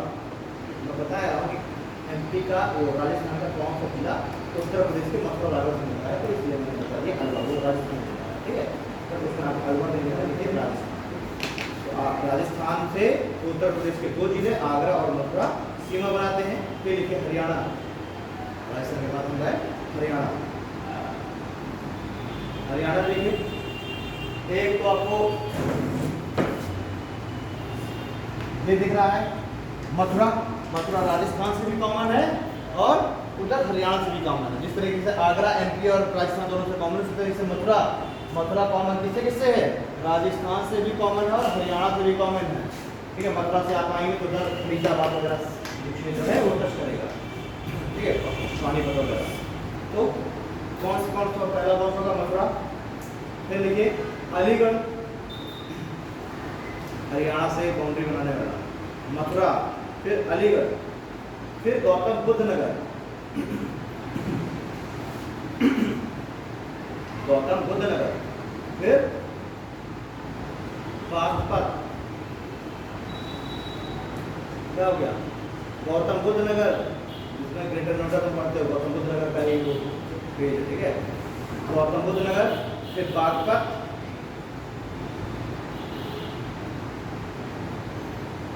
फिर शामली, गौतम बुद्ध नगर, बागपत, शामली और एक मैंने कौन सा बताया था? बताओ, एक मैं बता चुका हूँ पहले, जो कि 3 राज्यों से मिल रहा है, हिमाचल प्रदेश, उत्तराखंड और हरियाणा से। सहारनपुर, देखिए सहारनपुर कितने हो गए? 3, 4, 5 और 6, ठीक है। क्या होगा? आप लिखिए दिल्ली,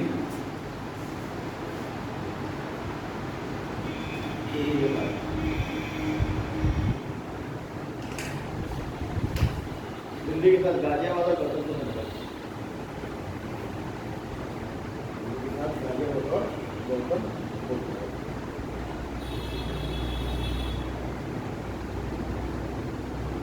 ठीक है। गाजियाबाद और गौतम बुद्ध नगर। अब दिल्ली हो गया, अब देखिए हिमाचल प्रदेश, हिमाचल प्रदेश के साथ एकमात्र सहारनपुर। दिल्ली के बाद देखना है हिमाचल प्रदेश के साथ कौन सा एकमात्र जिला है? सहारनपुर। अब देखिए उत्तराखंड,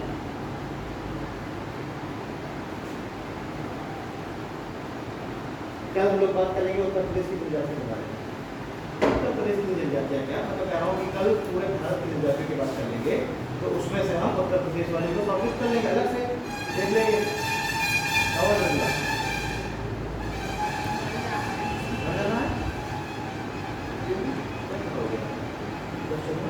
हर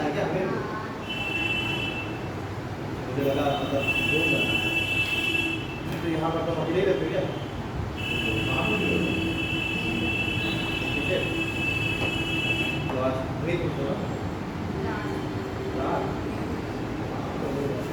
इसको बन जाएगी, इसको इस तरह से होगा।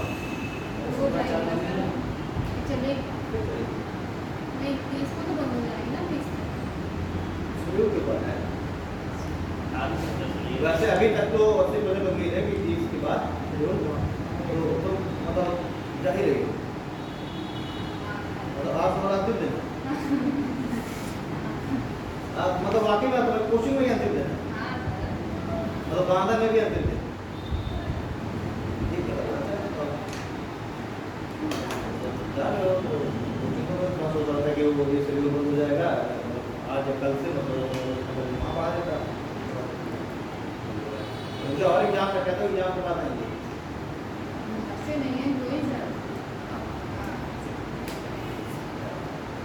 ठीक है, हिमाचल प्रदेश से सहारनपुर मैं तो सुना वही तो पता कल जो है शेड्यूल ट्राइब्स हम पूरे इंडिया के पढ़ लेते और उसमें फिर उत्तर प्रदेश की जो 10 उत्तर प्रदेश में 10 जनजातियाँ पाई जाती इसमें से एक दो मुख्य हैं। तो ये था कि उसमें पूरा इंडिया पढ़ के उत्तर प्रदेश को हम प्रैक्टिस कर लेते आगे के एग्जाम ऑनलाइन नहीं कर और स्पेशल ऑनलाइन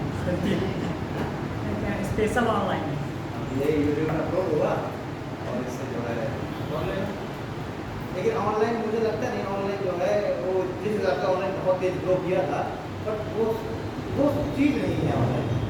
ठीक है, हाँ माना कि फैसिलिटी है आप घर में बैठ के पढ़ सकते हैं, सस्ता भी पड़ता है, कन्वीनियंस भी होता है आपको आने जाने की, बट जो एक नहीं होता एक जो है रेगुलरिटी अगर हम कहें वो ऑनलाइन नहीं है। मतलब कितना भी आप बड़ा कोर्स ले लो, कितना भी महंगा ले लो कोर्स, लेकिन आप कंटिन्यूस ऑनलाइन नहीं कर सकते।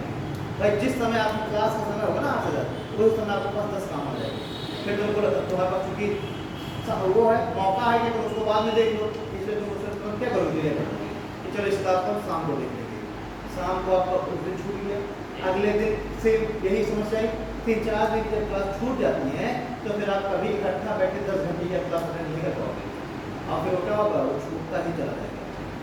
ऑनलाइन से थोड़ी समस्या है कि आपने रेगुलर पढ़ लिया ठीक है, और फिर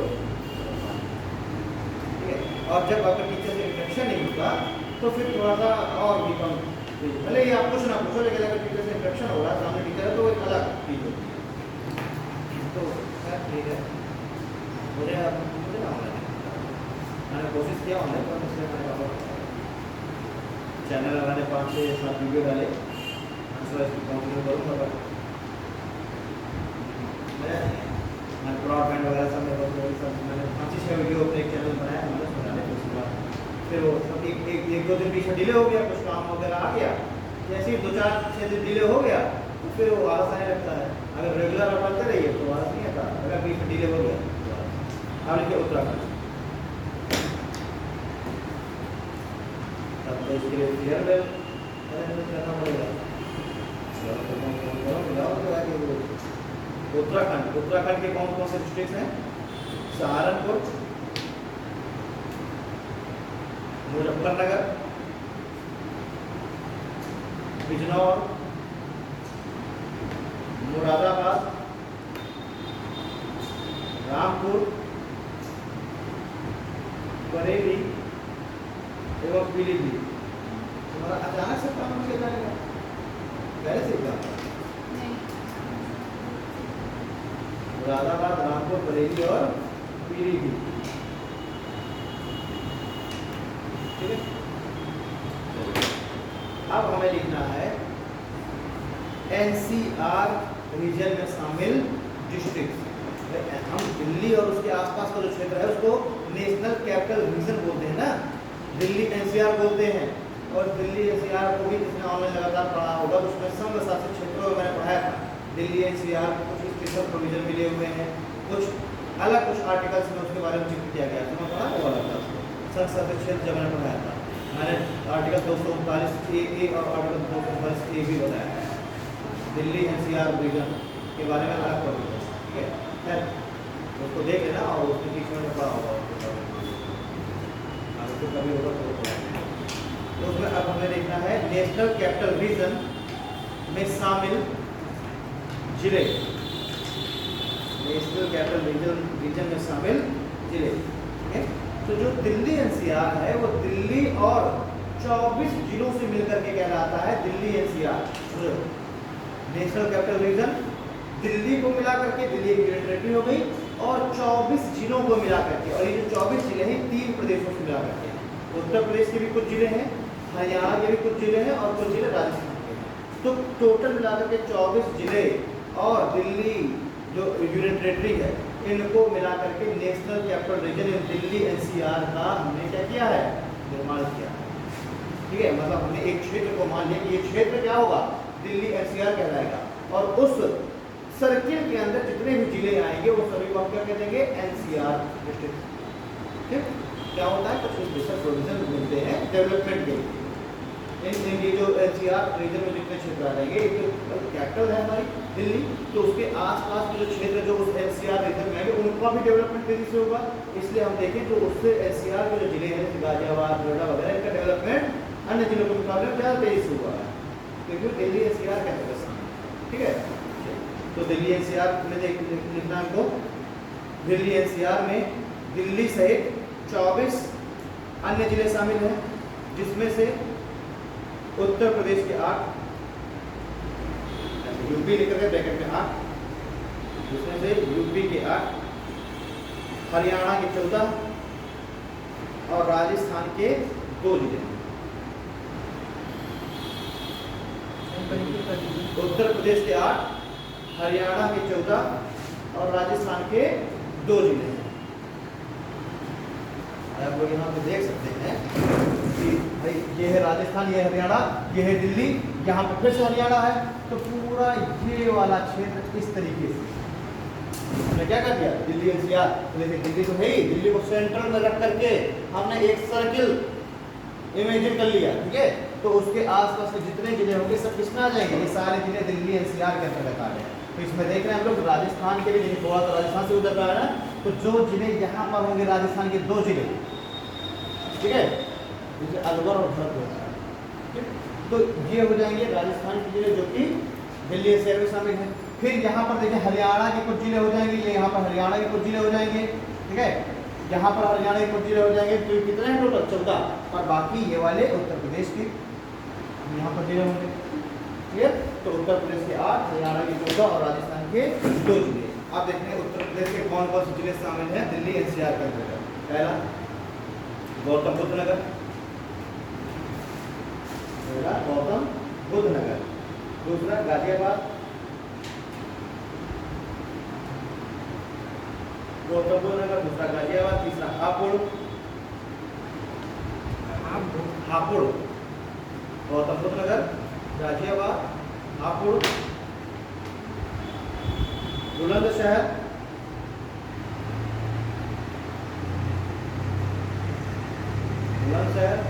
बागपत,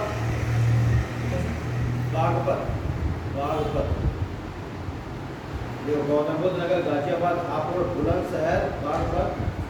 ठीक है, मेरठ, मेरठ के बाद मुजफ्फरनगर, मेरठ के बाद मुजफ्फरनगर, और सबसे लेटेस्ट है शामली। सबसे लेटेस्ट में शामिल किया गया है कौन सा है, शामली। 1 2 3 4 5 6 7 और 8 डिस्ट्रिक्ट हो गए जो कि उत्तर प्रदेश के।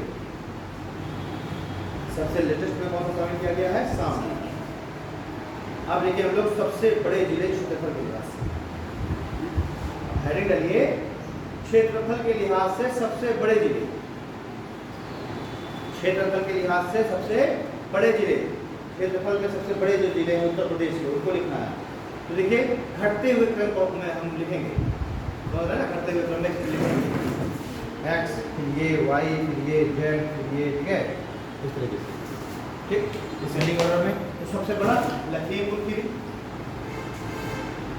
सबसे बड़ा क्या है, लखीमपुर खीरी।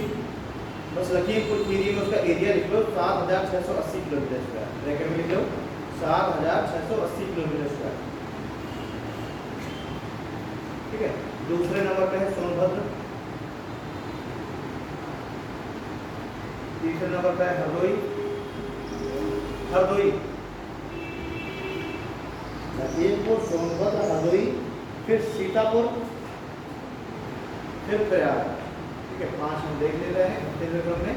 तो सबसे बड़ा लखीमपुर खीरी, सबसे बड़ा ही याद रखना है। ठीक है, अब सबसे छोटे में हम देखें, सबसे छोटे में, तो सबसे छोटे में पहले हम लिखेंगे सबसे छोटा, फिर उससे बड़ा, फिर उससे बड़ा। ठीक है, तो सबसे छोटा हापुड़, मात्र कितना है 660 किलोमीटर स्क्वायर का, 660 किलोमीटर स्क्वायर का। ठीक है, सबसे छोटा है हापुड़ 660 किलोमीटर स्क्वायर का। फिर उससे बड़ा है गाजियाबाद, सबसे छोटा हापुड़, फिर उससे बड़ा गाजियाबाद, फिर उससे बड़ा भदोई। जब इसी को उल्टा कर देना, ये जो फिर हरदोई, तो सॉरी हापुड़ है, गाजियाबाद है, हरदोई लिखवा देंगे मैं, भदोई। ठीक है, फिर भदोई के बाद है शामली, और उसके बाद है बागपत। तो सबसे छोटे जिले क्षेत्रफल के लिहाज से कौन कौन से 5 हो गए? सबसे छोटा हापुड़, फिर गाजियाबाद, फिर भदोई। इलाहाबाद के बगल में जो पड़ता है, अपने कालीन के लिए बहुत फेमस है। ठीक है, कालीन भैया के नाम से तो मान लो कालीन भैया फेमस है, बट भदोई का कालीन बड़ा फेमस है। ठीक, तो फिर हो गया फिर शामली, जो सबके सबसे लेटेस्ट में एनसीआर में जुड़ा हुआ है। उसके बाद आपका हो गया बागपत। ये बागपत भी क्या है? एनसीआर का ही रीजन है। अब देखते हैं हम लोग 18 मंडल का हुआ, 18 मंडल। उत्तर प्रदेश के जो सारे जिले हैं 75 जिले, उन 75 जिलों को 18 मंडलों में बांटा गया है ना। 18 मंडल मुख्यालय, और फिर उन सभी मंडलों के अंदर कुछ कुछ जिले, किसी में 3 जिले, किसी में 4 जिले, किसी ये एडमिनिस्ट्रेशन के लिहाज से बांटा है। ठीक है, एडमिनिस्ट्रेशन एक मुख्य मंडल हो गया, और उसके अंदर कुछ जिले हो जाएंगे, तो मंडल मुख्यालय वो कहलाएगा। और जैसे मान के चलिए 4 जिले हैं, इनमें से मंडल मुख्यालय नाम, नाम क्या है? नाम है चित्रकूट धाम मंडल। जो चित्रकूट जिला है वो क्या है? वो तो है मंडल, लेकिन मुख्यालय कहाँ है उसका? बांदा में। ठीक है, जैसे कानपुर मंडल, वहाँ पर मुख्यालय भी कानपुर नहीं है। ठीक है, तो हम देख रहे हैं 18 मंडल, उत्तर प्रदेश को 18 मंडलों में बांटा गया है। उत्तर प्रदेश को 18 मंडलों में बांटा गया है। अगला पॉइंट डालिए, अलीगढ़ सबसे नया 18वां मंडल है। अलीगढ़ सबसे नया 18वां मंडल है। अलीगढ़ सबसे बड़ा 18वां मंडल है। ठीक है, अगला पॉइंट डालिए, सबसे बड़ा मंडल, सबसे बड़े मंडल, सबसे बड़े मंडल लखनऊ, कानपुर एवं मेरठ मंडल। सबसे बड़े मंडल लखनऊ, कानपुर एवं मेरठ मंडल है। और सबसे बड़े मंडल क्यों है ये? क्योंकि इनमें 6 जिले शामिल हैं। जैसे चित्रकूट धाम मंडल है, इसमें 4 जिले शामिल है ना। इस तरीके से जो लखनऊ, कानपुर और मेरठ मंडल है, सबसे बड़े मंडल है। क्यों? क्योंकि इनमें 6 जिले शामिल हैं। ये तो लिख लेना, सबसे बड़े मंडल लखनऊ, कानपुर और मेरठ, ब्रैकेट में 6 जनपदों वाला। ठीक है,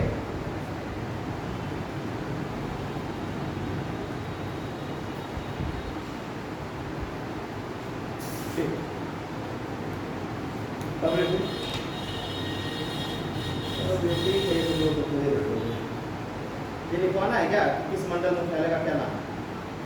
यस ना पॉइंट डालो, देवी पाटन मंडल मुख्यालय, देवी पाटन मंडल का मुख्यालय गोंडा। लाइन से लिखते चलो, देवी पाटन मंडल का मुख्यालय गोंडा है। जो आपके उधर वाले जो जिले हैं उधर गोंडा वगैरह के, तो उनका जो मंडल है उसका मुख्यालय क्या है? मतलब उसका मंडल क्या नाम है? देवी पाटन मंडल, और उसका मुख्यालय कहाँ है? गोंडा। अगला पॉइंट है चित्रकूट धाम मंडल का मुख्यालय बांदा है। मतलब ये कुछ ऐसे हैं जिनमें क्या है, जिनमें थोड़ा सा मंडल का अलग नाम है, उनके मुख्यालय अलग। ठीक है, तो चित्रकूट धाम मंडल का मुख्यालय, जैसे मान लीजिए लखनऊ मंडल है, उसका मुख्यालय लखनऊ ही है। कानपुर मंडल का मुख्यालय कानपुर है, तो वहाँ लिखने का सकता है नहीं मंडल मुख्यालय को। मेरठ मंडल का मुख्यालय मेरठ है, लिखने का सकता है नहीं। पर कुछ मंडल ऐसे हैं जिनमें मंडल अलग है, बट उसका मुख्यालय अलग किया गया है। जैसे चित्रकूट धाम मंडल, मंडल हमारा कौन सा लगता है? चित्रकूट धाम मंडल, लेकिन मुख्यालय बांदा। वैसे ही उधर अगर हम देखें तो मुख्यालय है गोंडा, लेकिन मंडल क्या नाम है? देवी पाटन। अब अगला देखिए, अम्बेडकर नगर जो मंडल है उसका मुख्यालय अकबरपुर। अम्बेडकर नगर मंडल का नाम है, उसका मुख्यालय कौन सा है, ऐसे अम्बेडकर नगर डॉट करके अकबरपुर। फिर उसके बाद संत कबीर नगर, संत कबीर नगर जो है मंडल है, उसका मुख्यालय कहाँ है, खलीलाबाद, खलीलाबाद, खलीलाबाद, ठीक है। फिर कानपुर देहात का, एक कानपुर देहात अलग है देखिए मंडल, और कानपुर जो है वो अलग है। तो कानपुर देहात का जो मंडल, वो कानपुर देहात मंडल का जो मुख्यालय है वो है अकबरपुर हाथी, कानपुर देहात का मुख्यालय अकबरपुर हाथी, अकबरपुर को बहुत लंबे जरूरत किया जा रहा है। कानपुर देहात का जो मुख्यालय है वो अकबरपुर हाथी,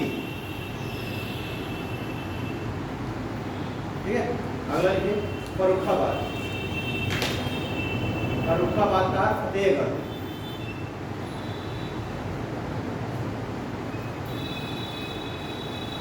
क्या सर है, फतेहगढ़। जैसे फर्रुखाबाद तो मंडल है और फर्रुखाबाद स्वयं में एक जिला है, फर्रुखाबाद मंडल भी फर्रुखाबाद है, उस स्वयं में जिला है, लेकिन उसका जो मुख्यालय है वो कहाँ दिया गया, फतेहगढ़ में। फतेहगढ़ की जिला, जैसे मान लीजिए इसका मुख्यालय दिया गया था अतर्रा को, लेकिन चित्रकूट धामंडल का जो मुख्यालय दिया गया बांदा दिया गया, बांदा भी एक जिला है स्वयं में, लेकिन जैसे खलीलाबाद है, ये फतेहगढ़ है, ये जिले नहीं है। इस तरह है जैसे कि मंडल मुख्यालय बना दिया था अतर्रा, मंडल मुख्यालय बना दिया था बबेरू कमासिन, इस तरीके से।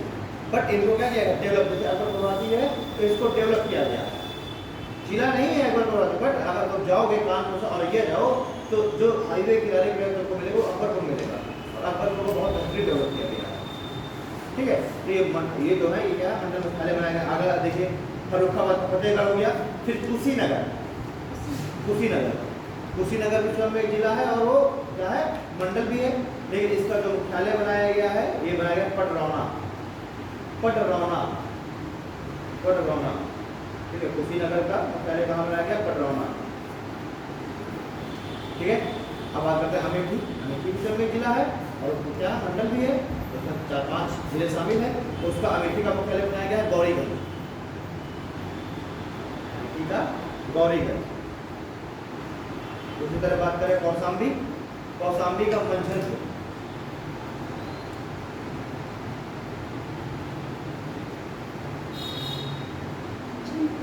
मंझनपुर ये जिला मुख्यालय है, ठीक है। क्या है, कौशाम्बी का मंझनपुर। अब बात करें गौतम बुद्ध नगर, गौतम बुद्ध नगर का है नोएडा,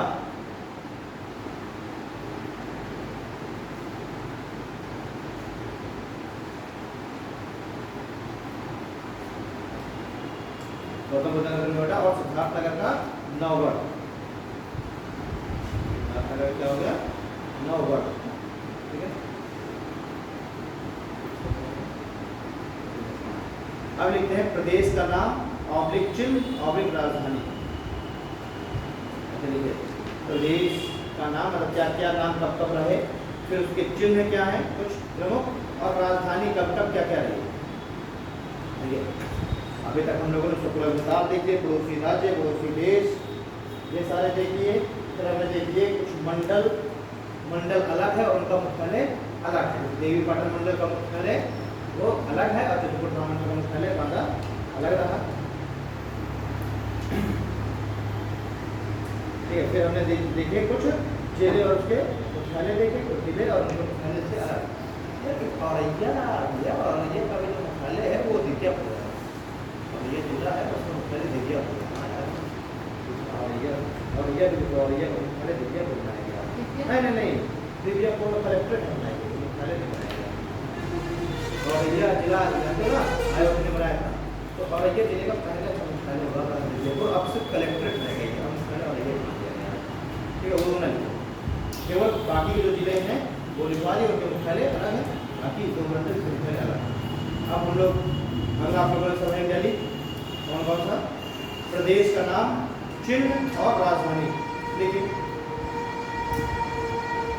जो ये उत्तर प्रदेश है सबसे पहले 1836 में इसको एक प्रदेश का दर्जा दिला दिया गया, और उस समय इसका नाम था उत्तर पश्चिमी प्रांत। उत्तर प्रदेश है इसको सबसे पहले इसकी सीमाएं निर्धारित की गई, मैं कहता हूँ क्या कहता हूँ कि इसको एक राज्य के रूप में इसको एक्सेप्ट किया गया। तो ये कब किया गया था, 1836 में, और उस समय इसका नाम क्या था, उत्तर पश्चिमी प्रांत। ठीक है। उसके बाद अगला लिखिए 1870 में इसका नाम बदल के कर दिया गया उत्तर पश्चिमी प्रांत आगरा एवं अवध। 1870 में इसका नाम क्या कर दिया गया? उत्तर पश्चिमी प्रांत आगरा एवं अवध, ठीक है। फिर 1902 में इसका नाम बदल के कर दिया गया संयुक्त प्रांत आगरा एवं अवध। 1902 में संयुक्त प्रांत आगरा एवं अवध। और फिर 1937 में इसका नाम केवल कर दिया गया संयुक्त प्रांत आगरा एवं अवध हटा दिया गया। और 1937 में इसका नाम क्या कर दिया गया? सिर्फ संयुक्त प्रांत। और फिर देखें हम वर्तमान स्थिति, तो 14 जनवरी 1950 को इसका नाम क्या कर दिया गया? उत्तर प्रदेश। 1937 में संयुक्त प्रांत था, 14 जनवरी 1950 को इसका नाम क्या कर दिया गया? उत्तर प्रदेश। अब देखिए राजधानी कब तक क्या क्या बदली? 1836 में आगरा। मुझे फैक्चुअल चीजें मुझे बड़ी याद है, मुझे इसको जो है ये करके नाम ही मुझे याद होते हैं, फैक्ट्री है नाम मुझे नहीं जल्दी याद होते, मुझे याद होता। राजधानी 1836 में आगरा बनी, ठीक है। उसके बाद 1858 में इलाहाबाद। 1836 में आगरा बनी, 1836 से लेकर 1858 तक क्या रही?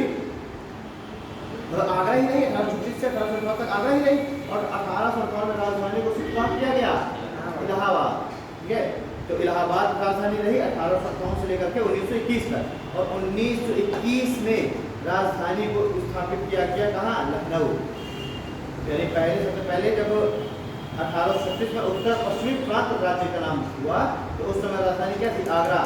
फिर इलाहाबाद आई 1858 में। और फिर 1921 में राजधानी कहाँ चली गई? लखनऊ। और फिर 1935 में लखनऊ को पूरी तरीके से राजधानी बना दिया गया। मतलब कहने का मतलब यह है 1920 में जब लखनऊ राजधानी आई तो उस समय उत्तर प्रदेश की 2 राजधानी थी, लखनऊ भी थी और इलाहाबाद भी काम कर रही थी। बट 1935 में राजधानी को पूरी तरीके से लखनऊ शिफ्ट कर दिया गया। अब ये तो 1858 में राजधानी चली गई इलाहाबाद, समझना। 1858 में राजधानी कहाँ चली गई? इलाहाबाद चली गई। हाई कोर्ट की स्थापना कब होती है? 1861 के एक्ट के तहत हाई कोर्ट की स्थापना हुई। फिर 1865 के एक्ट के तहत आगरा में हाई कोर्ट की स्थापना हुई, ठीक है। और फिर आगरा से 67-68 में सबसे पहले वो हाई कोर्ट जो 1861 में बने वो तो बने मद्रास, बॉम्बे और कलकत्ता। फिर मैंने बताया 1865 के एक्ट के तहत आगरा में उत्तर प्रदेश के लिए एक हाई कोर्ट की स्थापना हुई। और फिर 1868 में वो हाई कोर्ट कहाँ चला गया? इलाहाबाद, ठीक है। उस समय चूंकि राजधानी 1858 में क्या कर दी गई थी? इलाहाबाद। तो इसलिए जो कैपिटल सिटी थी वहाँ पर क्या कर दिया गया? हाई कोर्ट शिफ्ट कर दिया गया। तो अब कैपिटल सिटी राजधानी इलाहाबाद, वहीं पर हाई कोर्ट आ गया। लेकिन बाद में फिर हमने क्या कर दिया? हमने इलाहाबाद से राजधानी को ट्रांसफर कहाँ कर दिया? लखनऊ। तो अभी भी हम देखेंगे कि हाई कोर्ट का मुख्य मुख्यालय नहीं किया हमने, वो वही इलाहाबाद में ही है, हाई कोर्ट की मेन ब्रांच। क्योंकि जब राजधानी इलाहाबाद हुआ करती तब वहाँ मेन ब्रांच हुई थी। बाद में हमने क्या किया? बाद में हमने इसकी जो दूसरी ब्रांच है वो हमने 1921 के बाद हमने लखनऊ से करनी शुरू कर दी। भाई 1921 के बाद लखनऊ की राजधानी शिफ्ट हुई। तो हम देखेंगे आज़ादी के बाद इलाहाबाद से एक उसकी खंडपीठ हमने लखनऊ शिफ्ट कर दी इलाहाबाद हाई कोर्ट की। तो इसलिए हमको इलाहाबाद हाई कोर्ट की 2 पीठ, मेन ब्रांच इलाहाबाद और उसकी खंडपीठ लखनऊ, ठीक है। तो राजधानी का भी क्रम हमने देख लिया। 1836 आगरा, 1858 में इलाहाबाद, 1830 लखनऊ और 1921 में लखनऊ। और फिर 1935 में पूर्णतः लखनऊ चली गई, इलाहाबाद से बिल्कुल समाप्त हो गया, ठीक है। फिर देखिए उत्तर प्रदेश का जो सबसे उत्तर प्रदेश को भाई आज़ादी 24 जनवरी 1950 को उत्तर प्रदेश नाम पड़ गया। उसके बाद 1 नवंबर 1956 को उत्तर प्रदेश का पुनर्गठन हुआ, ठीक है। 1 नवंबर 1956 को उत्तर प्रदेश का क्या हुआ? पुनर्गठन हुआ। और इसी कारण से हम 1 नवंबर को हम क्या मनाते हैं? उत्तर प्रदेश दिवस मनाते हैं ना, क्योंकि उत्तर प्रदेश का क्या हुआ? पुनर्गठन हुआ था। उसकी सीमाएं तय की गई। विधिवत भाई क्या हुआ? 1950 में राज्य का दर्जा दे दिया गया। ये राज्य उस समय कुछ राज्य जैसे थे राज्य दर्जा दिया गया। फिर 1953 की घटना है, श्री पोट्टी रामुलु इन्होंने भाषा के आधार पर राज्यों के पुनर्गठन की बात की कि भाषा के आधार पर राज्यों को बांटा जाए। लेकिन इनकी मांग नहीं मानी गई और इन्होंने क्या कह लिया? इन्होंने आमरण अनशन कर लिया, भूख हड़ताल, और 56वें दिन भूख हड़ताल के वो मर गए। अब उसके बाद एक कमेटी बनाई गई, राज्यों का पुनर्गठन किस तरीके से किया जाए। पहले देखिए, एक पहले जेवीपी कमेटी हुई थी, जवाहरलाल नेहरू और वल्लभ भाई पटेल उसमें शामिल थे, पर उस कमेटी ने अपनी रिपोर्ट दे दी कि भाषा के आधार पर राज्यों का गठन नहीं हो सकता। पर फिर जब ये श्री पोट्टी रामुलु निकल लिए, क्योंकि वो आंध्र प्रदेश नए राज्य की मांग कर रहे थे, तेलुगु राज्य की भाषा के आधार पर, जब तक वो जिंदा मांग नहीं मानी। अब ऐसे उमर गए तो अब सरकार के लिए भय हुआ कि अब जो है आक्रोश हो जाएगा उस क्षेत्र में, भाई बड़े नेता समाज सेवक और आमरण अनशन भूख हड़ताल से मर गए। तो अब ये हुआ कि ठीक है, हम एक कमेटी बनाएंगे, जो कमेटी भाषा के आधार पर राज्यों के पुनर्गठन की रिपोर्ट देगी। संभव है कि नहीं? तो फजल अली की अध्यक्षता में एक कमेटी बनाई गई, उसमें फजल अली एक सदस्य थे, अध्यक्ष थे, और हैदरनाथ खुजरू भी उसमें शामिल थे। ठीक है, सीएम पन्नीकर भी शामिल थे। ठीक है, पन्नीकर उसके सदस्य थे और हैदरनाथ खुजरू सदस्य थे, और फजल अली उसके अध्यक्ष थे उस कमेटी के। ठीक है, तो केएम पन्नीकर और हैदरनाथ खुजरू ये उसके सदस्य थे, और फजल अली उस कमेटी के अध्यक्ष थे। और 1956 में वो कमेटी क्या हुई, 55 में वो कमेटी गठित की गई, और 1956 में उस कमेटी ने अपनी क्या की, अपनी रिपोर्ट दी। और इसी के आधार पर हम देखते हैं, उसी रिपोर्ट के आधार पर राज्यों का, सारे देश जितने राज्य हैं उन सभी का क्या किया गया, पुनर्गठन किया गया। और उसी रिपोर्ट के आधार पर ही उस समय 14 राज्यों का गठन किया गया भाषा के आधार पर। तो 1 नवंबर 1956 को उत्तर प्रदेश का भी पुनर्गठन किया गया, उसी फजल अली अध्यक्षता की रिपोर्ट के आधार पर। ठीक है, और भाषा के आधार पर गठित होने वाला पहला राज्य कौन सा है? आंध्र प्रदेश। पोट्टी श्री रामुलु की मृत्यु हुई, आनंद में सरकार ने क्या कर दिया, आंध्र प्रदेश को एक नए राज्य का दर्जा दे दिया। लेकिन अब जैसे ही आंध्र प्रदेश को नए राज्य का दर्जा मिला, भाषा के आधार पर तो अब मलयालम मिलाने लगे, केरल बना, हिंदी भाषा चलाने लगे कि उत्तर प्रदेश बना, मराठी चिल्ला रहा है, महाराष्ट्र बना। तो ये सब अलग अलग भाषा के आधार पर मांग उठने लगे, क्योंकि आंध्र प्रदेश इसलिए आंध्र प्रदेश नहीं बनाया जाता, क्योंकि अगर एक बार बना दिया तो सब मांगेंगे। लेकिन अब श्री रामुलु की मृत्यु के बाद आंध्र प्रदेश को बनाना पड़ा। जब फिर आंध्र प्रदेश बनाएगा तो सब मांग करने लग गए, सब मांग करने लग गए, तो फिर फजल अली की अध्यक्षता में कमेटी बनाई गई। उस कमेटी ने रिपोर्ट अपनी दी कि हाँ जी, हम भाषा के आधार पर 14 राज्य बना सकते हैं, और इन 14 राज्यों में ही उत्तर प्रदेश भी एक शामिल था, जिसका भाषा के आधार पर पुनर्गठन किया गया। और वो पुनर्गठन कब हुआ? 1 नवंबर 1956 को। इसलिए हम कहेंगे सही मायने में उत्तर प्रदेश का गठन कब हुआ? 1 नवंबर 1956 को। ठीक है, बात समझ आ गई? तो उस समय ये टॉपिक मैं कवर कर चुका हूँ, ऑनलाइन में देखना, रिकॉर्डिंग पड़ी हुई यूट्यूब में। ये टॉपिक में पूरा टॉपिक कवर कर चुके हैं, जो हमने संघ और उसके राज्य क्षेत्र पढ़ा था, तो उसमें मैंने ये पूरा टॉपिक कवर किया था, किस तरीके से पूरा एक क्रम क्या रहा, मैंने पूरी एक क्रम की बात की है डिटेल से, उसको लगा करके देखना, पूरा अपने क्रम बात की है। पहले कौन से राज्य बने, फिर कौन से राज्य बने, वो अलग 3 अलग अलग सेगमेंट में बने थे राज्य। ठीक है, और फिर जो वर्तमान में जो सब राज्य अलग अलग बन रहे थे, 1975 में हिमाचल प्रदेश राज्य बना, वो सारी मैंने चर्चा की हुई है उसकी वीडियो। तो वीडियो में चेक करना, इसमें पढ़ा होगा, मतलब उसमें मुख्यमंत्री अभिनय योजना खोलना, उसमें प्लेलिस्ट खोलना, जब हाँ यूट्यूब में प्लेलिस्ट खोलना, प्लेलिस्ट में पॉलिटी का टॉपिक होगा, उसमें जितने पढ़े होंगे तो मेरी पढ़ेंगे बेसिक में।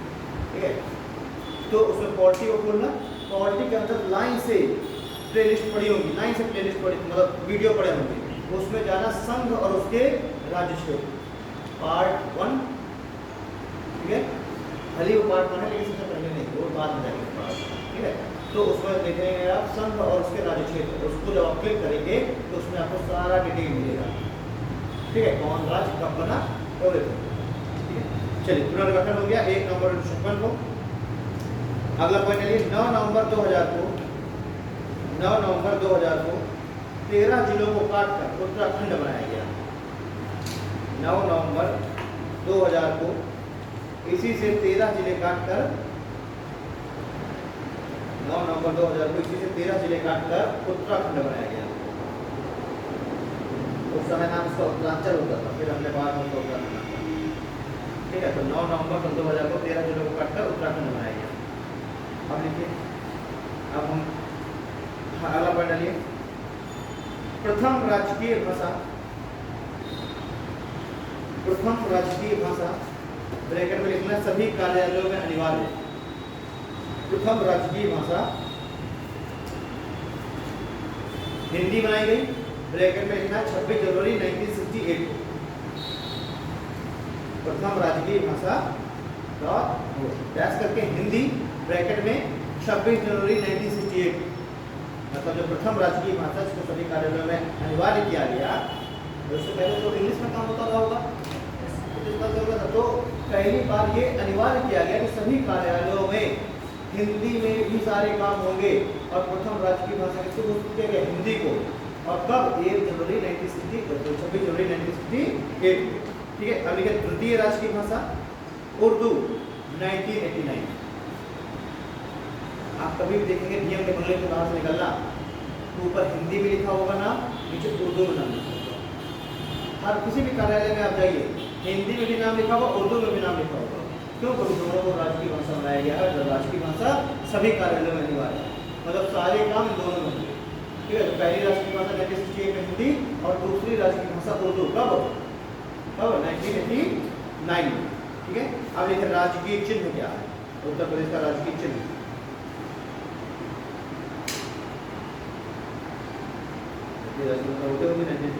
राजकीय चिन्ह।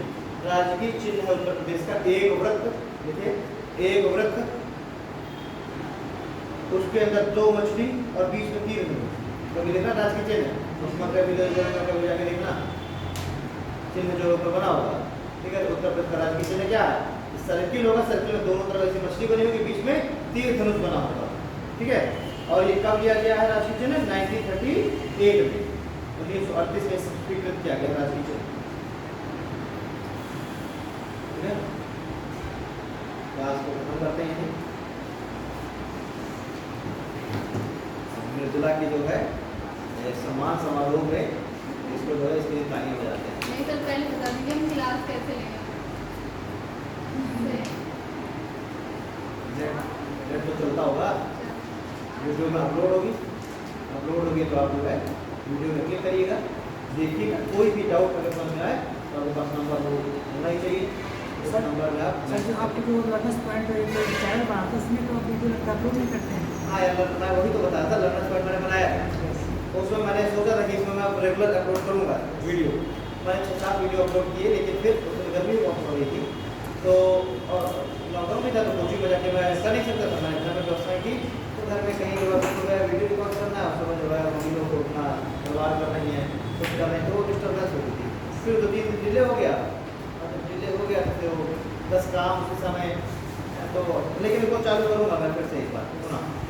अभी मैंने एक कोचिंग स्टार्ट किया ना लर्नर्स ऑफलाइन, तो अब उसमें पूरा सेटअप रेडी आजकल में हो जाएगा पूरा। तो उसमें मैं कोशिश करूँगा कि शाम को 1.5 घंटा का समय निकाल करके और उसमें वीडियो रिकॉर्ड करके और फिर अपलोड करूँगा चैनल। तो उस चैनल को भी सब्सक्राइब कर लेना, क्या क्या लर्नर्स पॉइंट नाम से चैनल होगा ठीक है। उस लर्नर्स पॉइंट नाम से चैनल को सब्सक्राइब कर लेना, देर सवेर, लेकिन मैं उसमें कोशिश कर रहा हूँ कि वीडियो में रिकॉर्ड करके अपलोड करूँ।